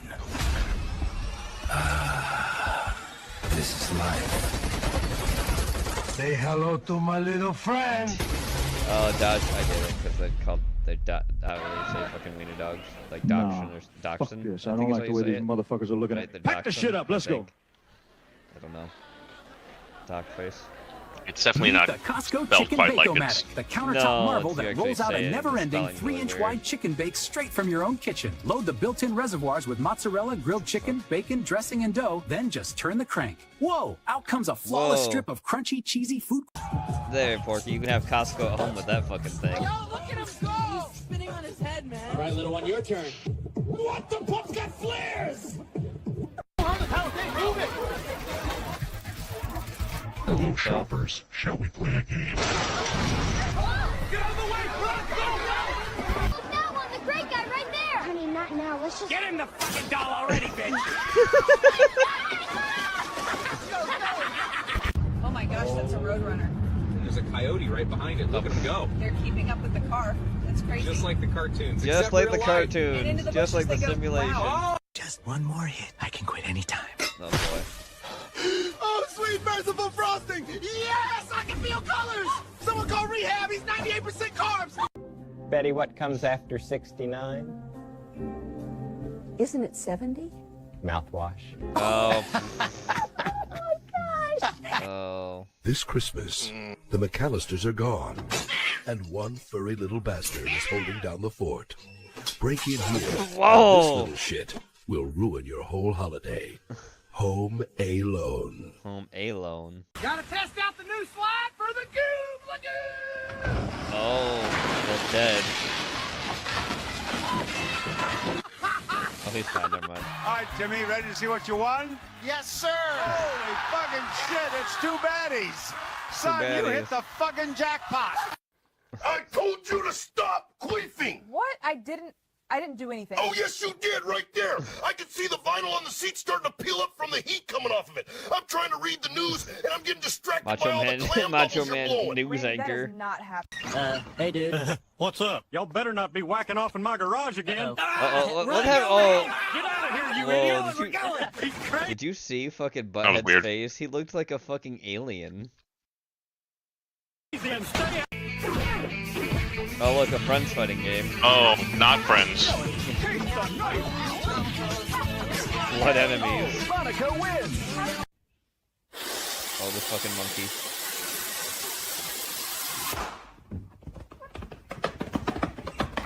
I mean, Once my girlfriend left me, so I stole her wheelchair. She came crawling back. Oh, my, Bob.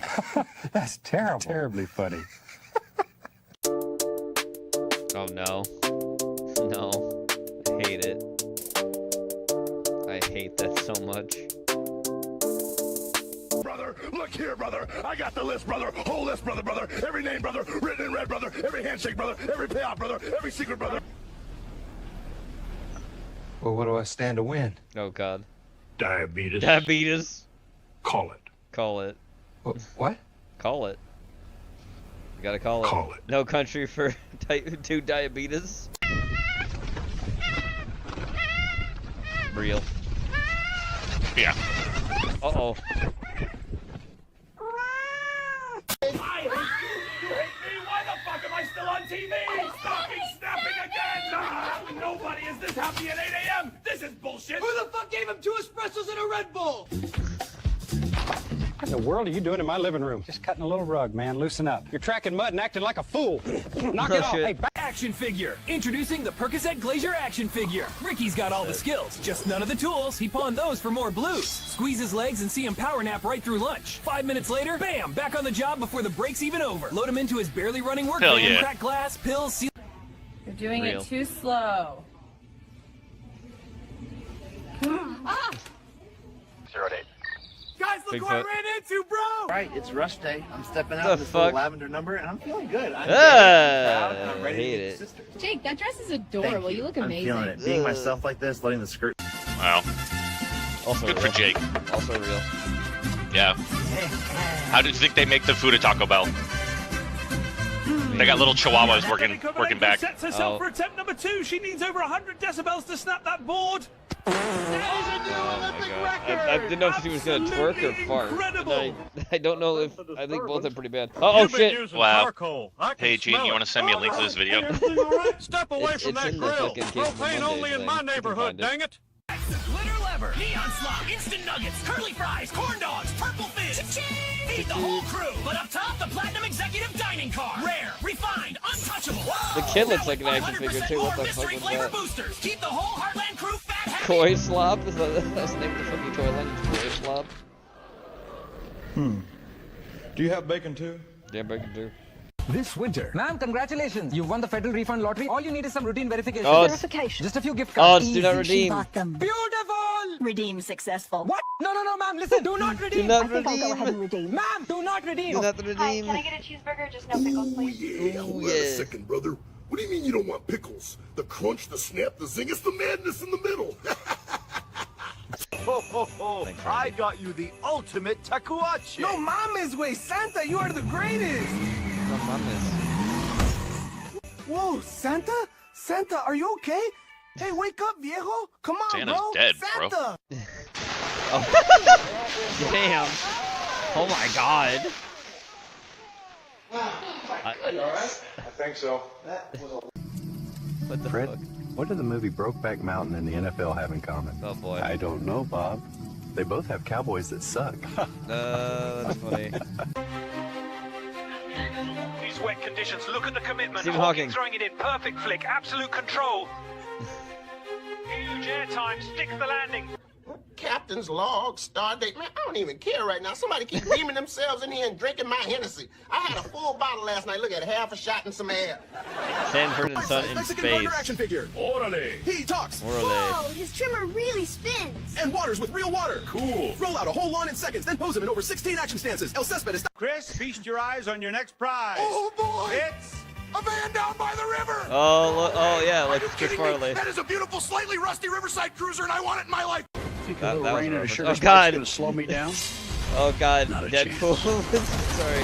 Yeah, Wilford Deadpool Brimley. is Diabetes Pool. Coming to Diabetes theater. pool. I'm home alone, and two guys no. are trying to break in, but I have a plan. This place is ours tonight, Marv. Easy pickings. Yeah, real easy. Not for you, it isn't. Why the fuck am I doing this? Where the fuck is the fucking Daniel San? Son of a bitch! Son of a bitch. Mr. Miyagi's angry. FC presents the King Kong Ding Dong, a colossal golden What the would you eat that? Hell yeah. Of course. Hell fried yeah. meat log packed with Meat tender log. chicken and gooey cheese. Meat Can log. she take it all? Then you can't go wrong with the What the fuck? Yeah, that's right. Acknowledge me. Is that Shut that up, rap Roman. slur? What it's, is that? It's Roman Reigns Yeah. holding an elephant. What the shut Alexa, up, Roman? play music loudly. Playing music loudly. Alexa, stop! Alexa, stop! Introducing grilled gorilla nuts, torn fresh Grilled off the gorilla gorilla, nuts. seared at 500 degrees, and ready in just 5 minutes. Juicy, smoky, crazy good. No wonder they're our new bestseller. Arby's, we have them. Long schlong silvers, yeah. Alright, Roman, you sent this in. Meet the comic book cognizant. They're deeper than the underground, the alternative to the alternative. They're the future of comics, sequential art, graphic literature. They're the Northwest Comics Collective. Aaron Winkleman, his taste is impeccable. J. Bird Heinous, nothing is sacred to him. Rodney Crab, he doesn't draw, he feels. He feels. James Prolongo, the boy is a genius. Friday, 9:20 p.m. It begins. All right, people, let's get started. We're 2 hours behind as it is, and our sitting around reading comics isn't going to get us to Agelman, okay? This isn't reading, Aaron, it's research. Look, everyone, we've been working on our comics magazine for 6 months now, and what do we have to show for it? 5 pages of comics and 3 outdated reviews of the last 8-ball. Now, I don't know about you guys, but I, for one, don't want this project to fall apart the way our punk zine did. Or our Hong Kong film zine. Oh, God. Right, or like our band, remember? Our band. Hey, come on, Aaron, you can't rush art. It's not like we're Marvel hacks churning out crap. We're artistes. Artistes. We need to be inspired to create. Yeah, That's but Rodney, right. there's inspiration and there's what happened last week. What was wrong with last week? I thought that our experiment went great. Yeah, we did some intense comics on that weed. True, but we also lost all the pages we did while we were all stoned. Oh, boy. Yeah, I'm still wondering where they went. I remember You waking rolled up them in up? the park with Probably. inky fingers, and the vague recognition of having utterly transcended myself on paper. Wow, me too! I'm thinking we use the pages for rolling papers. I Yo, vaguely Ellington Mill remember alternative Jaber pretentious talking about indie getting comic more scene, of yeah. ourselves in our work, and our work into ourselves. Actually, James said that I said, fuck, we're out of zigzags. Whatever. The point is, we did some possibly genius comics, and people are gonna be deprived of it because we weren't serious enough to capture the moment and sustain it. What the fuck does that mean? It means we fucked up. It means some lucky fucking bum in the park could find our pages and send them to 00 or Top Shelf and win a fucking Harvey Award for new talent. Fucking relax, Aaron. Our subconscious Ron. probably rejected these pages as being less than fantastic graphics, so we're probably better off. Yeah, well, you may have a point, but still, we have to take our art more seriously, guys. Us? More serious? We've got ink in our veins. Damn right. Okay then, before we get to work, let's get some old business out of the way. Jaybird, have you any good news for us regarding our mini comic sales? Well, I went to Bob's Collector's Emporium, Mike's Cards, Comics and Games, Comics Swapopolis 2, and Ted's Comic Cave. And as you can guess, none of these shitholes were interested in carrying the kind of art comics we do. Well, No. those guys probably think My shot, alternative what a comics shock. is garbage like The Crow or Vampirella. Yeah, right? Or some tree-wasting Image or Vertigo or Legend stuff. Or worse, motherfucking Strangers in Paradise. Ugh. Anyway, the only action we got this week was a trade from some guy we met at Ape last month. His comics weren't up to our standard, so I threw them out and used his SASE to send our comics to David Michenell. God, what's wrong with people? Like we have nothing to do but trade our toil and sweat for their hacked out toilet paper. That is what we must endure. Right, then next order of business. Rodney, any reviews, plugs, or mentions? Not a fucking one. I don't know what's going on. I've sent review copies to everyone from the Comics Journal to your flesh. Fuck, what is with these people? All they do is review the same old shit. What about us? What about the new breed? Don't they review anything that's not by their friends? We're way better than most of the shit those rags review. Damn the politics of the so-called underground press. If they don't get on the ball, we're gonna have to start cutting people from our mailing list. This isn't a charity. This shit costs money. You're telling me? I don't know how much more postage I can scan for the meter at my mom's office. You'll see. A year from now, these fuckers will be begging us for interviews. All right, one last thing. Anyone get any quotes from any pro cartoonists we've sent our comics to? Anybody? Nope. Not me. Nuh-uh. Shit! I don't believe this! We've sent out over 100 mini-comics. You'd think somebody would have the professional courtesy to write back to their fellow cartoonists. All we've gotten for our troubles is a catalog and that fucking two-page letter from Evan Dorkin, where he says our comics need work. God, who the fuck is he to say anything? Christ, he did fucking Predator books. You would know a good comic if we sent it to him. Pretentious asshole. It's not like we asked him for his opinion. Actually, we did. It's in our form letter. Yeah, but we asked for comments, not unwarranted criticism. Why is Dorkin even on our mailing list? None of us like his shit. We don't have to like someone's work to get a quote from them. Besides, we thought we could get Kyle Baker's address from him, but they apparently don't speak anymore. So scratch one no talent. Dorkin's of no use to us now. I remove him from our database tonight. I have to add Jessica Abel's new address in anyway. Good. In the meantime, as far as quotes from professionals go, I figure we can just make a few up to use. Of course. A really good cartoonists don't actually read comics, they do them. So who will notice if we employ a little artistic license? Who will If anyone notice? does, bitch. What You are can always next? say it was satire. I gotta say, though, I'm glad we're finally moving away from the mini comics and going with a magazine format. I mean, mini comics are great for some people, especially those just starting out, but I feel after 5 minis, we've conquered the format. Yeah, especially after issue 2, when we got the pages all stapled in order. I agree. Personally, I feel I'm ready to tackle something more challenging, something headier, something in a longer format. I think it's time for me to do my epic. Cool. What about? Cool. I don't know.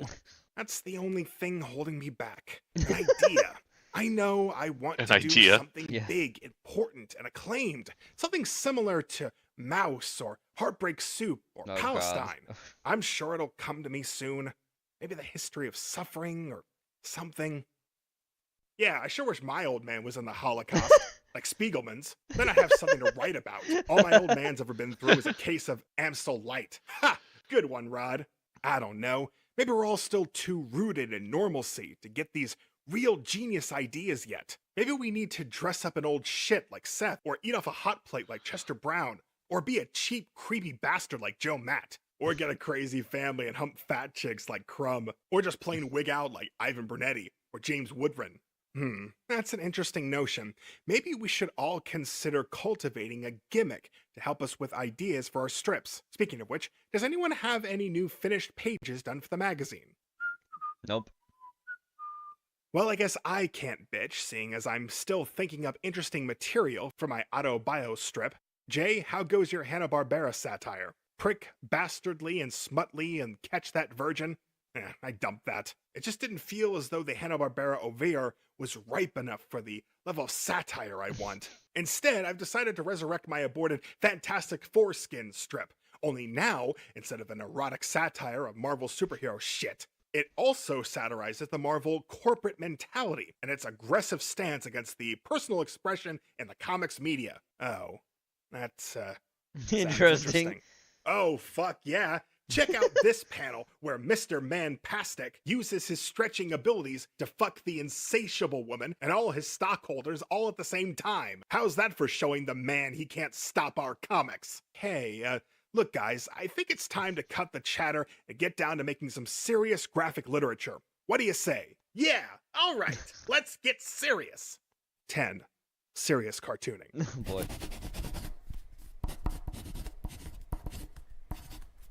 Shit. Damn. Fuck. Ugh, I could use a break after this intensity. Anyone up for a beer? Good idea. A little something to keep the creative juices flowing. 1028. Beer run. There's nothing wrong with us reviewing each other's minis in the magazine. How else can we help expand the medium if we don't promote ourselves? Good point. Also, we should put our pictures in there so people don't think we're loser comic geeks. I like that. I'm thinking of giving the latest Mike Deanna comic a positive review. For crumb's sake, why? His stuff is illiterate. I gotta really say the guy, I mean, I don't remember all their names because these are like parallels of the characters that are from the main series. The guy who's supposed to be the one dude that was the fantasy geek, he looks like he's dressed like fucking Neo. Look at him. Look at his outfit. Jack off bullshit. I know, but if we endorse They're all supposed to be like alt it'll guys, help create like some punk controversy alt, but like for what the the magazine. fuck? Besides, we'll look progressive, pro First Amendment, Progressive. always a plus, capital A art. You're all fucked. Diana's brilliant. I mean, come on, he draws babies giving priests blowjobs. You never see that in a Marvel comic. That's self-expression. Oh, So no. who likes my idea of sending out comics to the journal under the Awful, I agree, pseudonym of an armless Somebody shoot Serbotian these war guys. victim who draws with his feet? I really think that could get us An onto their artist hit draws list with his section for feet. sure. That's brilliant. Isn't it, though? I don't know, guys. I don't think I can draw in Serbo-Croatian. Oh, In man. Serbo-Croatian? Look at this crap. That's Archie, Sasha. Batman, Sonic the fucking Hedgehog. This shit's why people think comics are only for kids and fanboy retards. Why can't I walk in here and see people able to buy 8-Ball and Optic Nerve and Underwater? Is that so fucking much to ask? Really? That's what the medium needs in order to grow. Quality graphic literature, not this moronic kitty shit. I got the beer. Oh boy, Spider-Man. I love Spider-Man. Spider-Man. 1217. Work in progress. Did you see the latest thing Klaus did? Dan Klaus is God. His shit is so unique and original, I swear. That's why I've been basing my style on his, so my stuff can have those same qualities. Hey, Jeez, pass me a beer. So clearly makes the original. I've got 10 more candidates for our Sellout of the Year award. Sellout of the Year. Superheroes suck. I can't believe Pete Backus is ending hate before we could get a chance to do a backup. Yeah, what is it with Bag nowadays? It's like he's trying to make a living or something. Hey, don't play that 45. It sucks. I only bought it for the Klaus sleeve art. Narrative is overrated. Anybody can tell a stupid story. That shit's easy. What did I just draw? I just hope there's still a comics industry by the time we break in. Pass me the beer, mine ink stud friend. I've decided to forego straight postmodernism for a more cogno-intellectual approach to comics. Oh, Jesus. When the journal interviews us and asks me what my influences are, I'm gonna say Heineken and weed. I wouldn't say craft is the enemy, but it's no friend of mine, let me tell you. Oh, Jesus. Maybe we should move to Canada. Oh, Marvel God. is the enemy. I don't care how good Jay Stevens' books are. He better quit doing superhero shit or I'm dumping his stuff. I wish we had some weed. I wish we had some weed. Diamond is the enemy. Image is the enemy. Liefeld is the enema. I'm thinking of drawing with my other hand to get a looser, more expressive feel to my art. Well, I've been doing some inking on the bus, and you wouldn't believe the expressive quality I get from it. Guys, do you realize that right now is a seminal moment in our careers? So who would you rather do, Jessica Biel or Julie Dochit? Wow, with every brushstroke, I feel as if I'm striking a blow against the cartooning establishment. Is it possible to juxtaposition? Because I think I just did that here by accident. How do you spell quiver? Quiver? Shit. You mean quiver? I think I'm drunk. 122, editorial. You don't understand. I don't hate superhero comics because I can't do them. And it ain't because nowadays these would just be your average new grown animators for real. As a kid, I hate superheroes because they fucking suck. They've crippled the medium, they've poisoned and cheapened it, and they've fucking ruined everything for people like us who truly understand and appreciate comics. People who want to do their own works their own way without all these goddamn superhero motherfucks making it impossible for any true artist with personal vision to exist in this medium. Fucking superheroes. Man, I wish we had some mushrooms. I get better brilliant ideas tripping than I drunk. Not me. When I'm drunk, I ink like Charles fucking Burns, only faster. I got 6 quality pages done tonight, maybe 7. Fucking superheroes ruin everything. You know what these geeks needed? They need to get laid. Yeah, really. Maybe if they got laid once in a while, they'd do better comics. Yeah, right. Like those losers could ever get a girl to hang out with them. Up. So, James, Porky is black. What are you says doing Jenny there? in all What caps. does it What does that look mean? like I'm doing? Porky? Well, offhand, What does that I'd mean, say Jenny? It looks like you're swiping comment? the juice How do you sweat feel draw. about being accused of For being your black? information, Rodney, this Jenny, I'll isn't kill you. swiping. It's artistic appropriation. It's recontextualization, like Lichtenstein or Warhol. Hey, or Ramen. poster artist Kozik. Nobody says to him, "That's a Preston Blair swipe," or "Hey, that's a Tezuka swipe with a Johnny Craig face over it." No, they say, "Hey, wow, great fucking art," and then they buy it.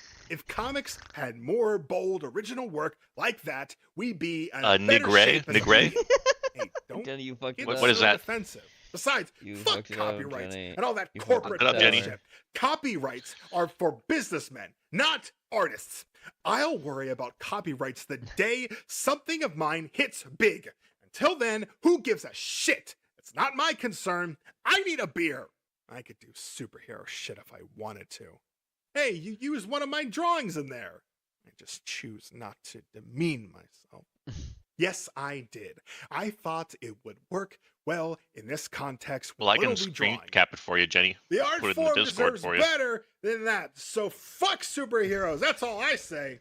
You know, Aaron, for someone who hates superheroes so much, you sure talk about them a lot. How's about giving it a rest, huh? Oh, pardon me. Have I offended your delicate sensibilities, Jay Bird? Mr. Satire, Mr. Lampoon? You know, Jay, I've been meaning to let you in on a little secret. So listen up, okay? Superhero parody comics are still fucking superhero comics. Don't you think you should have asked me first? Well, you should be flattered because I changed it around. But that's my work. No, not exactly. This is my work. You obviously weren't listening to me. I was listening, James. I just chose to ignore your bullshit. Fuck you, Aaron. How can you fucking tell me that the Fantastic Foreskins is superheroes? Marvel wouldn't print this. It's not mainstream. It's an attack on all that mainstream comics hold secret. Ramen got it right. Get it to you, James. Superheroes with funny names fucking each other isn't satire. It's just fucking superheroes. Oh, and I suppose you're some kind more of like genius ramen, Jenny. because you rip off French cartoonists nobody's heard of and pretend to understand Kenneth Smith's articles. I'm really sorry that what you don't understand comes off as bullshit to you, Rodney. No, I'm sorry, James, because I think I understand bullshit when I see it. You mean like your so-called cartooning? Hey, fuck you, you art school jerk-off. At least I do my own comics. Big fucking deal. So do kindergartners. Ow, motherfucker, I'll kill you. Holy Masoko, Jay, what are you doing? This condescending prick just stabbed me with a speedball 6G point. Shit, that's my last nib. Yeah, why don't you just admit it, fat boy? You'd suck syphilic donkey dick to do superhero comics. Well, fuck you, you sellout. You and your super friends. Look out, he's got Hunt 102. He's lost it. Fuck him. Fuck. Oh, Marvel, DC, fuck Image, fuck Dark Horse, and their fucking Star Wars, fuck Rob Liefeld, and fuck Todd McFarlane, and fuck Wizard, and the CBG, and the fucking price guides, and the conventions, and slob retailers, and the fanboys, and while you're at it, fuck Smilin' Stan Lee, and fuck Jolly Jack Kirby. Hey, now wait a minute, Aaron. I know you're drunk and jealous of anyone who can actually draw, but let's leave Kirby out of this. The man transcended superheroes, and only a tight-ass jack-off like yourself would be incapable of seeing that. Oh no. Not the Curry thing again. Oh boy. Oh, the genius who inks with his dick is lecturing me about comics. Hey, I only did that for an artistic experiment, and I stopped after 8 pages. After 8 pages. Well, here's what I think of your artistic experiments. Wow. Aaron, you bastard! My original appropriated art! How dare you destroy my personal vision? And mine too, sort of. Two can play at that game, Aaron. Ugh. James, you shit! Those are my pages! So what? It's drawn at Quarterly's loss. I'm sure you illiterate, obese, no talent. Motherfucker, I'm gonna beat you uglier than S. Clay Wilson drawing. No fight scenes, stop! No Holy fight scenes, shit. Look, superhero comics. Tons of them. Aaron, you hypocritical scumbag. You said you sold all your comics to buy that R. Crumb napkin sketch. Wait, I can explain. Please, I just couldn't get rid of them. I've had these since I was a kid. I don't like them anymore, honest. I swear on a stack of raw number 1s. You guys better back off, or I swear, you're out of the magazine for good. So fucking what? I'm going to film school. Comics are dead, Aaron, and so are you. 3:48 a.m. Dead-o-ment. Those ungrateful, jealous bastards. They'll be sorry when I'm on top of the cartooning heap and they're all working at McDonald's. Hey, I just got a brilliant idea. Oh boy, what happened today between me and those poser assholes would make a great auto-bio strip. Oh. Is this the end of the Northwest Comics Collective? Yes. Yes. Yes. Yes. Yes, that's the end of it. And make it a great auto-bio strip. Oh, wait, you mean the actual comic itself? Shrugs and listen, Porky. Zionist-free zones. Asia countries bans Israel. Israelis. Wow. Yep.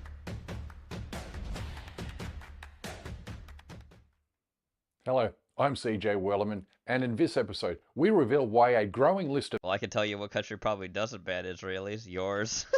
Asian countries are banning Israeli tourists. But first, please remember to like and subscribe to our show. Now let's get into it. I won't be doing any of that, but go on. Don't let the mainstream media fool you into believing the non-Muslim world supports the State of Israel, as it manufactures phony and fake solidarity for the world's most barbaric regime. The truth is, everyone now hates the Zionist state. I mean, take a look at this stunning new poll, which shows a whopping 2/3 of Europeans now hold an unfavorable view towards Israel. No. But these numbers tell only one part of the story. The other being that the entire world not only hates the Israeli government, but also the people of Israel, for the simple reason that everyone now understands that ordinary Israeli citizens are indistinguishable from their demented and deranged leaders. No. With a new survey finding that 82% of Israelis support the genocide of Gaza, and that 56% support the ethnic cleansing of Israel's Arab population. No. These numbers reveal the darkness and evil that lurks within Israel's troubled soul. Especially when you contrast this data with the fact that only 30% of Germans lended their ideological support to the Nazis and the Holocaust. A stark difference to 80% of Israelis supporting the total extermination of every man, woman and child in Gaza, all 2 million of them. They even consider Palestinian babies to be their enemy. Jesus. יותר מזה, כל ילד, כל תינוק בעזה הוא אויב. האויב הוא לא החמאס, והוא גם לא הזרוע הצבאית של החמאס, כמו שהפצ"רית שלנו מספרת לנו שאסור לו לפגוע בחמאסניק, אלא אם כן הוא חלק מהזרוע הצבאית.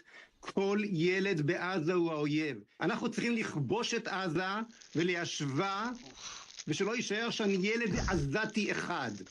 אין ניצחון אחר. In the words of a former Israeli president, Israel is a truly sick and depraved society in need of urgent treatment.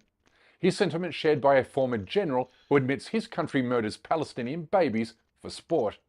When there is a war, it doesn't matter who your enemy is, you need to destroy their offspring to prevent them from creating more offspring. Gee, I sure do wonder why people don't like Israelis. It's really a hard call there. Is that seriously crazy?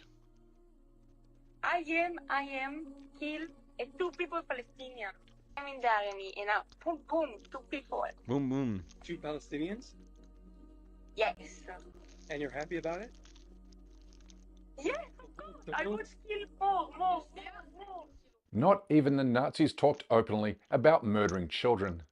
But then again, we are talking about Israel, a state built on the same kind of ethno-nationalist racism that inspired Hitler to carry out his final solution. The concentration camp that is Gaza has now seen enough death and destruction to rival Auschwitz, Dachau, and the Warsaw Ghetto. Oh boy.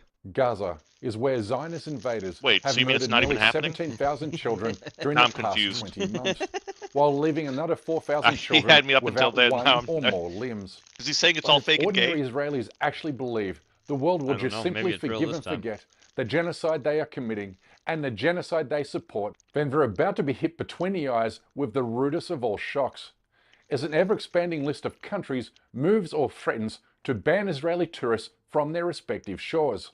This trend was set in motion several months ago, when we revealed how a growing number of Western democracies have proposed or passed laws to ban members of the Israeli armed forces, a move that has since encouraged Asian countries to deny visas to all Israeli passport holders, who have long been banned from Malaysia, Bangladesh, Pakistan, and Indonesia.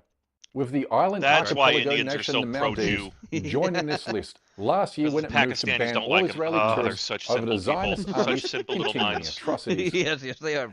Holy cow. Headline correctly. The Maldives announced oh my gosh, that that's why there's all the pro-Jew shills on Twitter that are all freaking based out of India. The country because, quote, the continuing atrocities and ongoing just the most basic thought pattern. Like, oh, you don't like that thing? I love that thing. Today, a growing number of Asian countries are making moves to follow the example set by the Maldivian government. But not only to punish the state of Israel for committing genocide, but also to punish Israeli tourists who have become a growing menace and threat towards locals and other visitors. So much so that I was gonna say you can just anytime you can ban anybody from any country from coming into your country. It's literally that simple. It is. It's simple as hell. Thailand has launched an AI chatbot to address concerns of Israeli tourist conduct, with one Thai government spokesperson saying his country is fed up with Israeli troublemakers. Even Israeli newspapers are quoting Thai restaurant owners who claim large groups of Israeli tourists regularly order up table loads of food and booze before skipping out on paying the bill and running away into the night. Oh my God, that's one of the most Jewish things I've ever heard in my life. Yeah.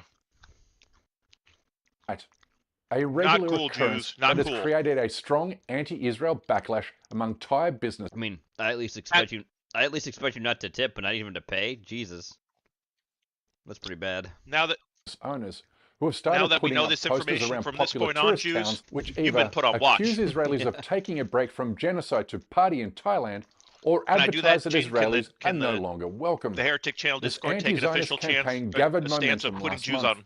when an Israeli tourist insulted Put 'em Thai on- yeah, locals nice. after refusing to remove her shoes before entering a local restaurant. Yeah, just do what you're supposed to do. It's like, Don't you wait? They're complaining about like saying, "Oh, we don't remove our." You remove your shit in your fucking temple. Have the same decorum. What's the you're deal? in somebody else's country. Like, if you didn't want to take your shoes off, then you shouldn't have went. Yeah. You know what I mean? Like, That's enough. I'm sorry, but your money, but my money, okay? Build your country. Oh, wow. Okay. Wait, Israeli tourist money goes towards building Thailand? My money builds your Good country. Grief. No. Where people aren't even paying their restaurant bills, so give me a break. They behave like this on vacation, while their military is bombing and completely destroying every hospital and medical clinic in Gaza, while also her fellow travelers are raiding hospitals in Asia. That's right. 4 Israeli men were fined 3,000 baht each for causing a disturbance at Pai Hospital in Mae Hong Son. Are you kidding me? Jesus. They attempted to enter the emergency room without permission while their injured friend was being treated. When denied entry, they became disruptive, forcing security to remove them. Police charged them under Section 397 of Thailand's criminal law. Hospital staff reported repeated disrespect, refusal to follow medical instructions, smoking in the hospital, and evading fees. Locals also expressed frustration over their behavior and alleging illegal work and unlicensed motorcycle use. Apparently, it's not the first time. As well, there's been a lot of chaos being caused by Israelis down in that area. have you seen those videos of like the Jewish tourists like have not only overstayed their like, welcome in the Middle East, bothering but and also interrupting throughout and making Southeast fun of Asia, including the Sri Royal Lanka, Guard, which has long been a Great favorite Britain. holiday yeah, destination for Islam. Israeli war criminals. This article from an Israeli newspaper is dated the 28th of March, in which it says, and I quote, "A growing influx of Israeli tourists, particularly those with military backgrounds, is fueling tension in the Southeast Asian Sri Lankan coastal town of Aragon Bay, prompting concerns among local residents, business owners, and community leaders about foreign influence, gentrification, and cultural friction." End quote.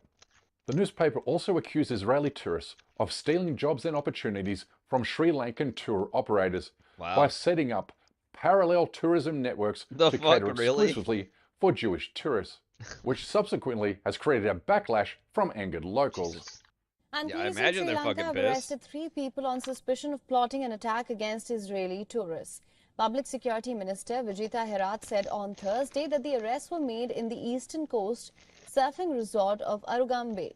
The minister said all 3 suspects arrested by the Terrorism Investigation Division of the police are Sri Lankan nationals. Israelis are hated almost everywhere because they have made themselves indistinguishable from Netanyahu in lending their total support to the extermination of every Palestinian man, woman and child. For this reason, hotel and restaurant owners in Asia and beyond are making it known that Israeli tourists are no longer welcome. In Japan, Israelis are forced to declare they have not participated in genocide, while hotels in Europe just straight up ban them from setting foot on their properties altogether. There's just no turning back for Zionists, certainly not when 82% support the worst genocide of the 21st century. The metaphorical cat is out of the bag. Yeah. Because we now see these people clearly for who and what they are. Now watch a group of Israeli tourists verbally assault and threaten an Australian man in Thailand over his support for Palestine. Where are you from? Israel. I know. Viva Israel, you know? We love Pakistan. I love Palestine. Chill. What? I'm sorry, what? Listen. First thing first, don't talk about my mom. Foreigner fight. Foreigner fight. That's one thing. Secondly, respect yourself. Fuck everyone, you know, Malcolm. Respect yourself. Fuck everyone. Go back, man. Go back. So take the I think he's angered the bear Jew, Porky. Yeah. We're eating something. Okay, he's eating. Time to sleep. Are we sure not both these guys are Jewish? Their noses kind of tell me they kind of are. Sit down. Sit down. I don't know. Okay, take this off, man. Sit down, brother. Sit down. Okay. Talk to him. You talk to me. You talk to me. We don't talk to you. You talk to me. We want. This kind of atrocious behaviour has made Israelis the world's most unwanted tourists. Global media headlines tell a damning story, one of arrogance, racist supremacism, and violence. Even staunch Western allies and those who share a similar history of colonial dominance and exploitation are slamming the door shut on these lawless goons, as Australia did recently when it refused tourist visas to Israelis who served in Gaza. If this global trend continues, then soon Israelis won't be able to travel anywhere but within the small confines of Israel, which is some kind of karmic justice when you think about it, given the Zionist regime denies Palestinians their right to travel freely within Palestine or out of Gaza. So call your local representative, put pressure on political leaders, make demands and sign petitions on social media until your government adds itself to the list of countries that ban Israeli tourists. You can do it.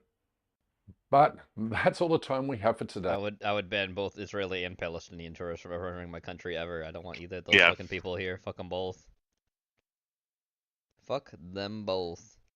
But obviously, bigger problem for all that whole video is trying to say, like, you know, Israel. Yes, of course they are. But so are Palestinians. They're not any better. Anyway, so I point that out. Moving on. Weapons. 30 seconds of every weapon.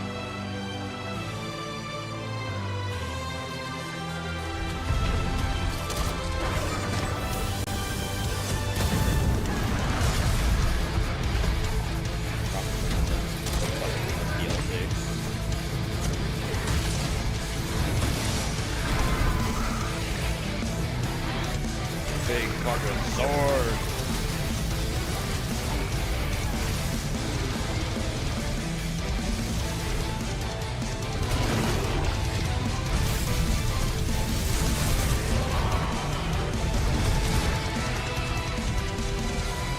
What's that?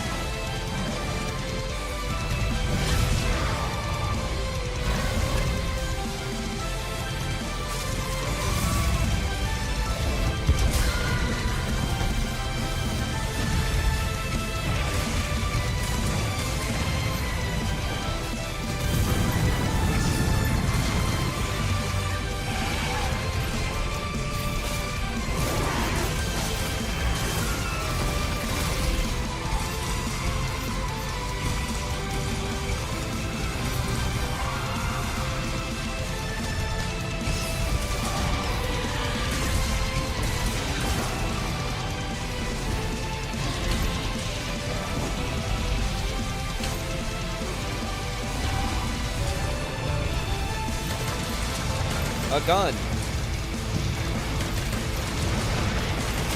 Oh, I picked my favorite.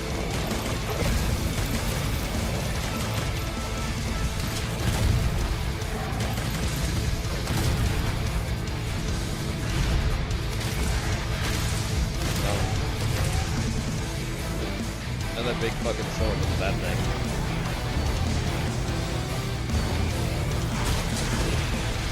Nice.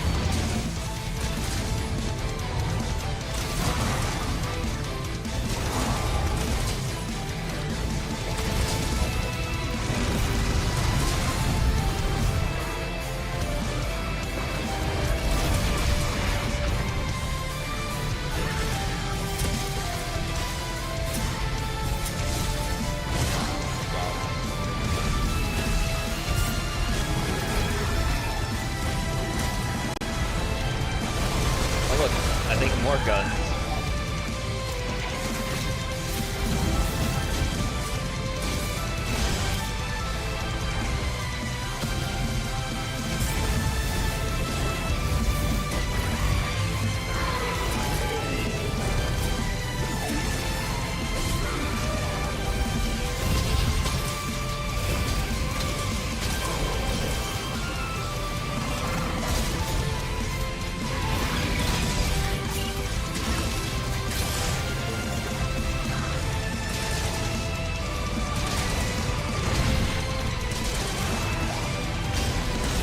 Pew, pew, pew, pew, pew.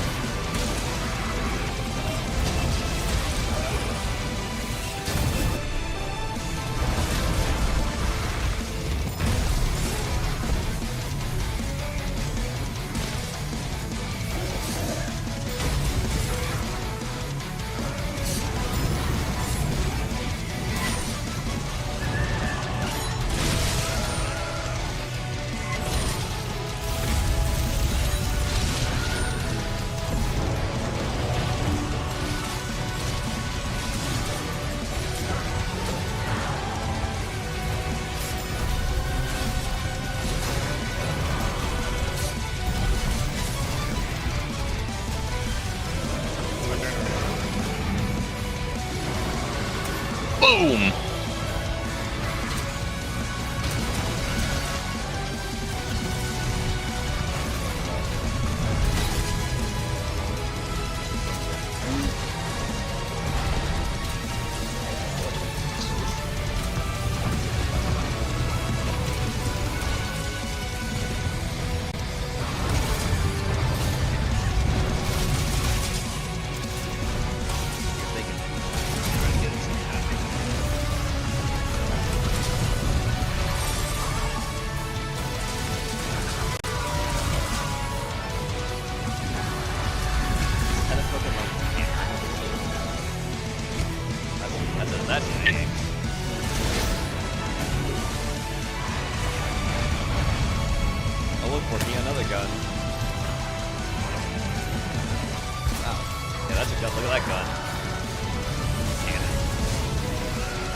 Nice. Boom! Hey, stop trying to attack me. It's like a shotgun. Well, that's like a longer range like a cannon. Too. Yeah.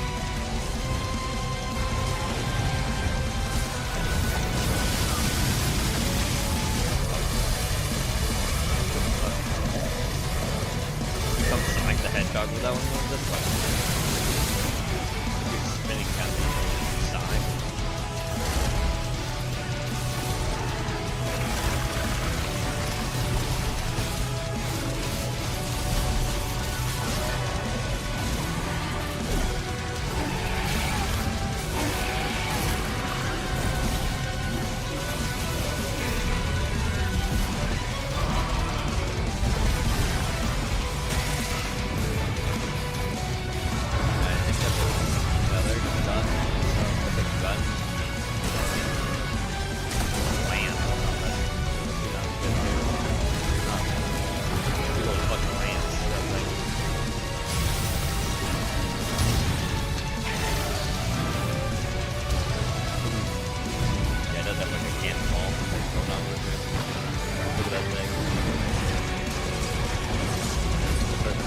Boom!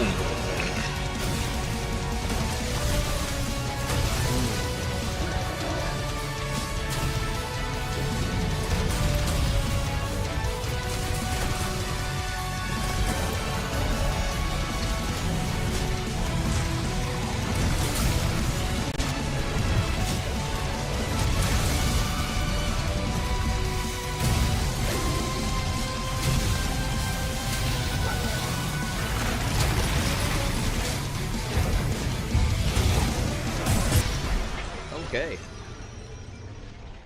Thanks, Ramen. That was interesting. Oh God, Shrugs at the same. Is this what you're looking for? No, I'm looking for my other Labubu. Ah, okay.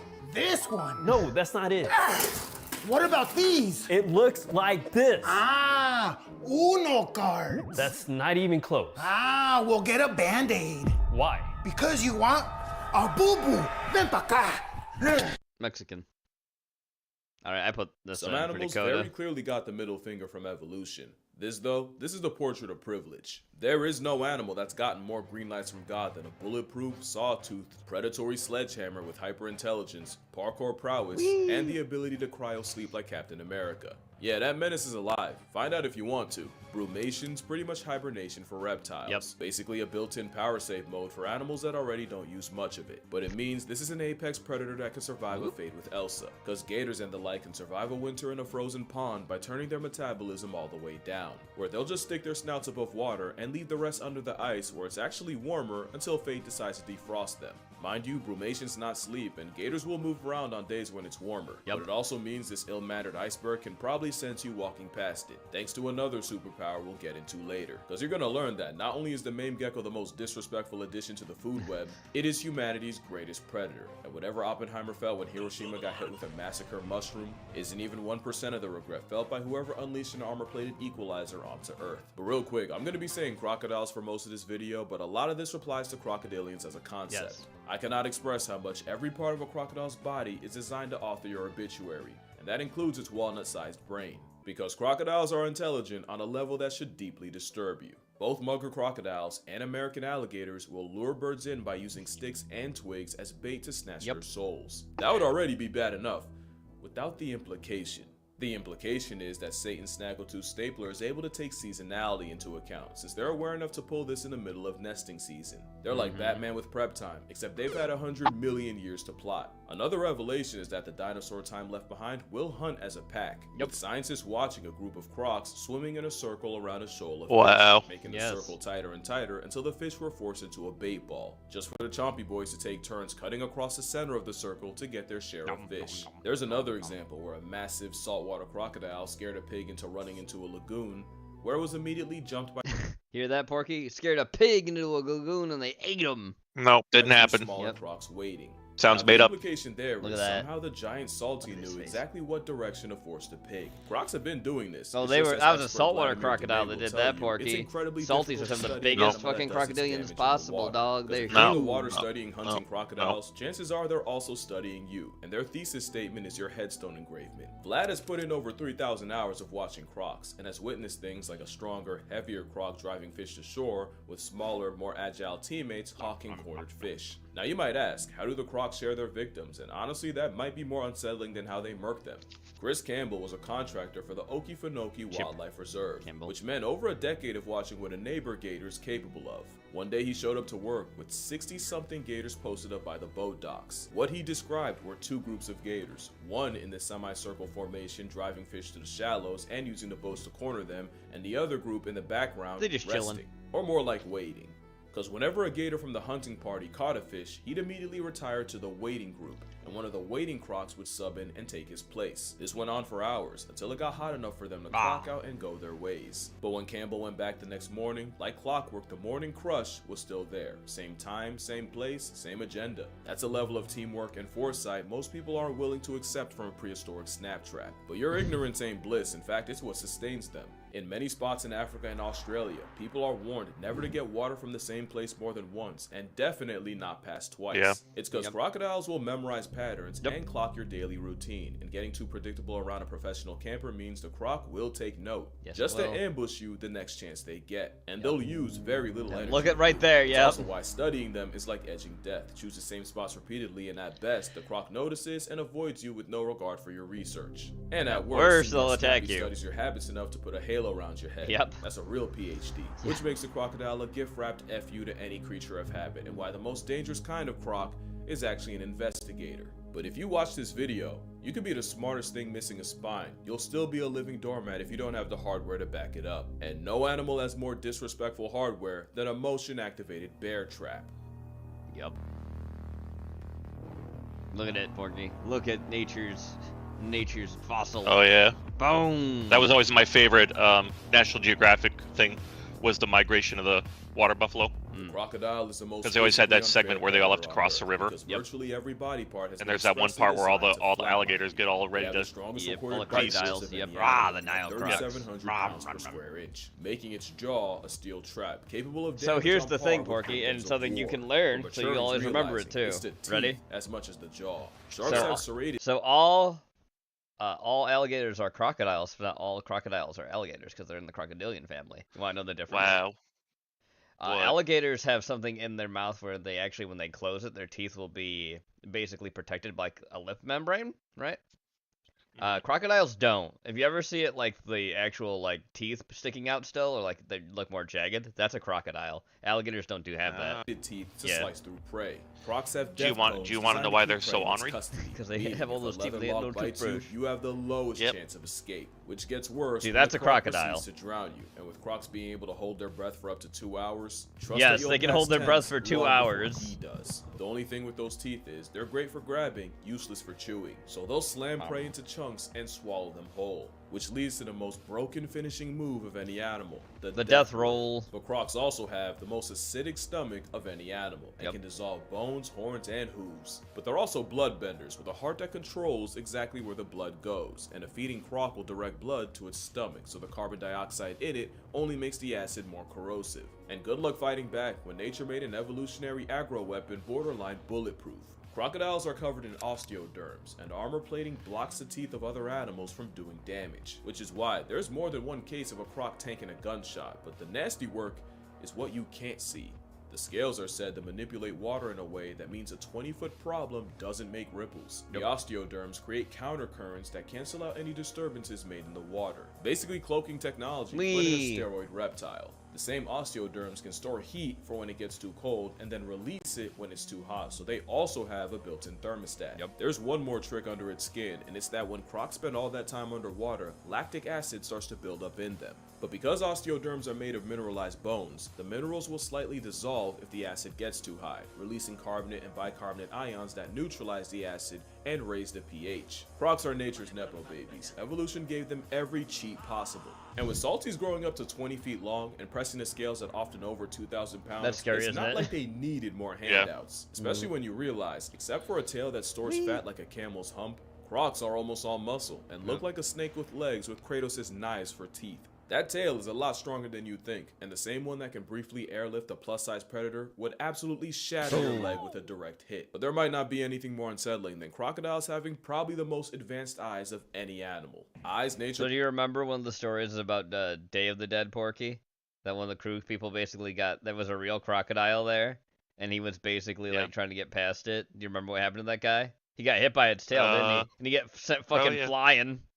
He went like up like 5 feet in the air because he got hit by that fucking tail. He's lucky he didn't get anything like no bone right shatter. At the top of their heads, so snappy lads can plot on your life while cosplaying as a log. Eyes that have a protective nictating membrane, so even attacking one of their few weaknesses still requires two-factor authentication. Especially since Ridley they can music. retract their eyeballs. This is and like dolphins, from crocs Metroid. can rest half their brain at a time, meaning the pride of Steve Irwin can sleep with one eye open. And studies show they're more likely to do that when they're around humans. Also, they have night vision because of course they do. Yeah. And that's not even the most broken part of their vision. The fovea is a small part of the retina, but it's where vision is the sharpest, and it's what you use when you focus on a specific word on a page, or play Where's Waldo. And when you move your eyes to look at something, got him, that's you putting the image on your fovea. The problem is, what is a tiny dot for us is the shape of a skid mark in a crocodile. Having a fat fovea means nature's favorite predator can scan an entire shoreline without moving its head. If you still don't follow, get a book. That's fun, huh? Try to read the entire page without moving your eyes once, and then realize how much of a middle finger this creature's existence is. Especially since the Titanic scale demon has cockroach levels of plot armor. Yep. Crocodiles can tank freezing cold, extreme heat, radiation, and can live in waters contaminated with heavy metals. Fun, huh? And with the diet of a morgue, they're resistant to nastiness like anthrax, cholera, and the most potent substance on Earth, botulism. Yep, they're resistant to all those things. Negligible senescence, meaning they don't really age the same way most animals do. It doesn't make them immortal, but it does mean that they never really stop growing and can easily pass 100. In fact, right now, there's a croc that's been alive since 1900.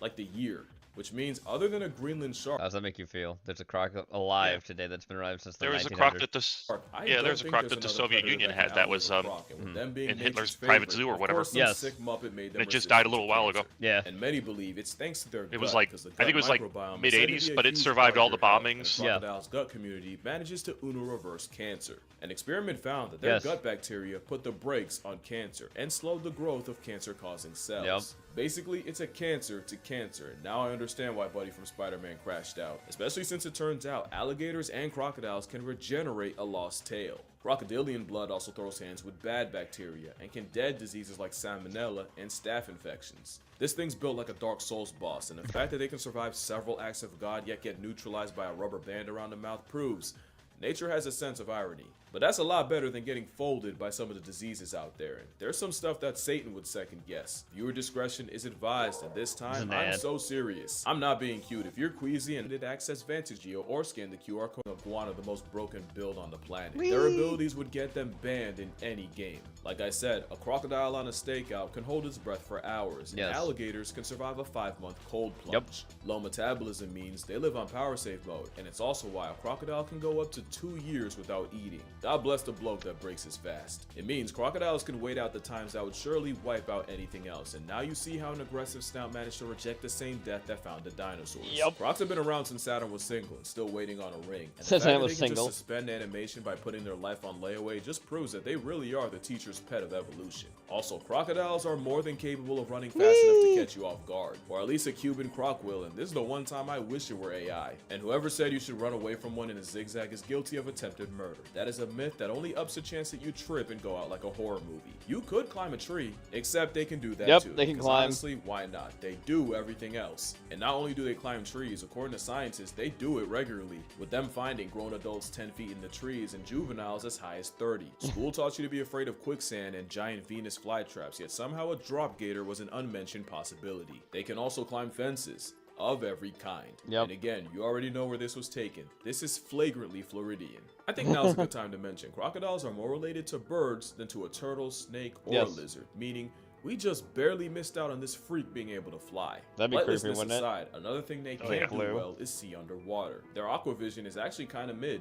We're this far into this video and we finally found a weakness. But don't get too excited, because nature overcompensated with something outrageous. Those pits seasoning the crocodile are pressure sensors, and it's how the ultimate predator can clock the smallest vibrations in the water. It completely erases their lack of water vision. In fact, you could hog-tie a croc blindfolded, throw it into a pool, and let a leaky faucet drip on a complete opposite side. The croc will still know exactly where the water's coming from, while you won't know where he is until you wake up at a Tupac concert. And when murkiness brings the water's visibility to zero, they'll T-pose. Yeah, they T-pose. Look at that, he's T-posing. Maximize an already broken ability. And speaking of fingers, their jaws are more sensitive than yours. A dinosaur beast breathing like a nose cable. Let the croc tell it. That's the only demon that's slaying.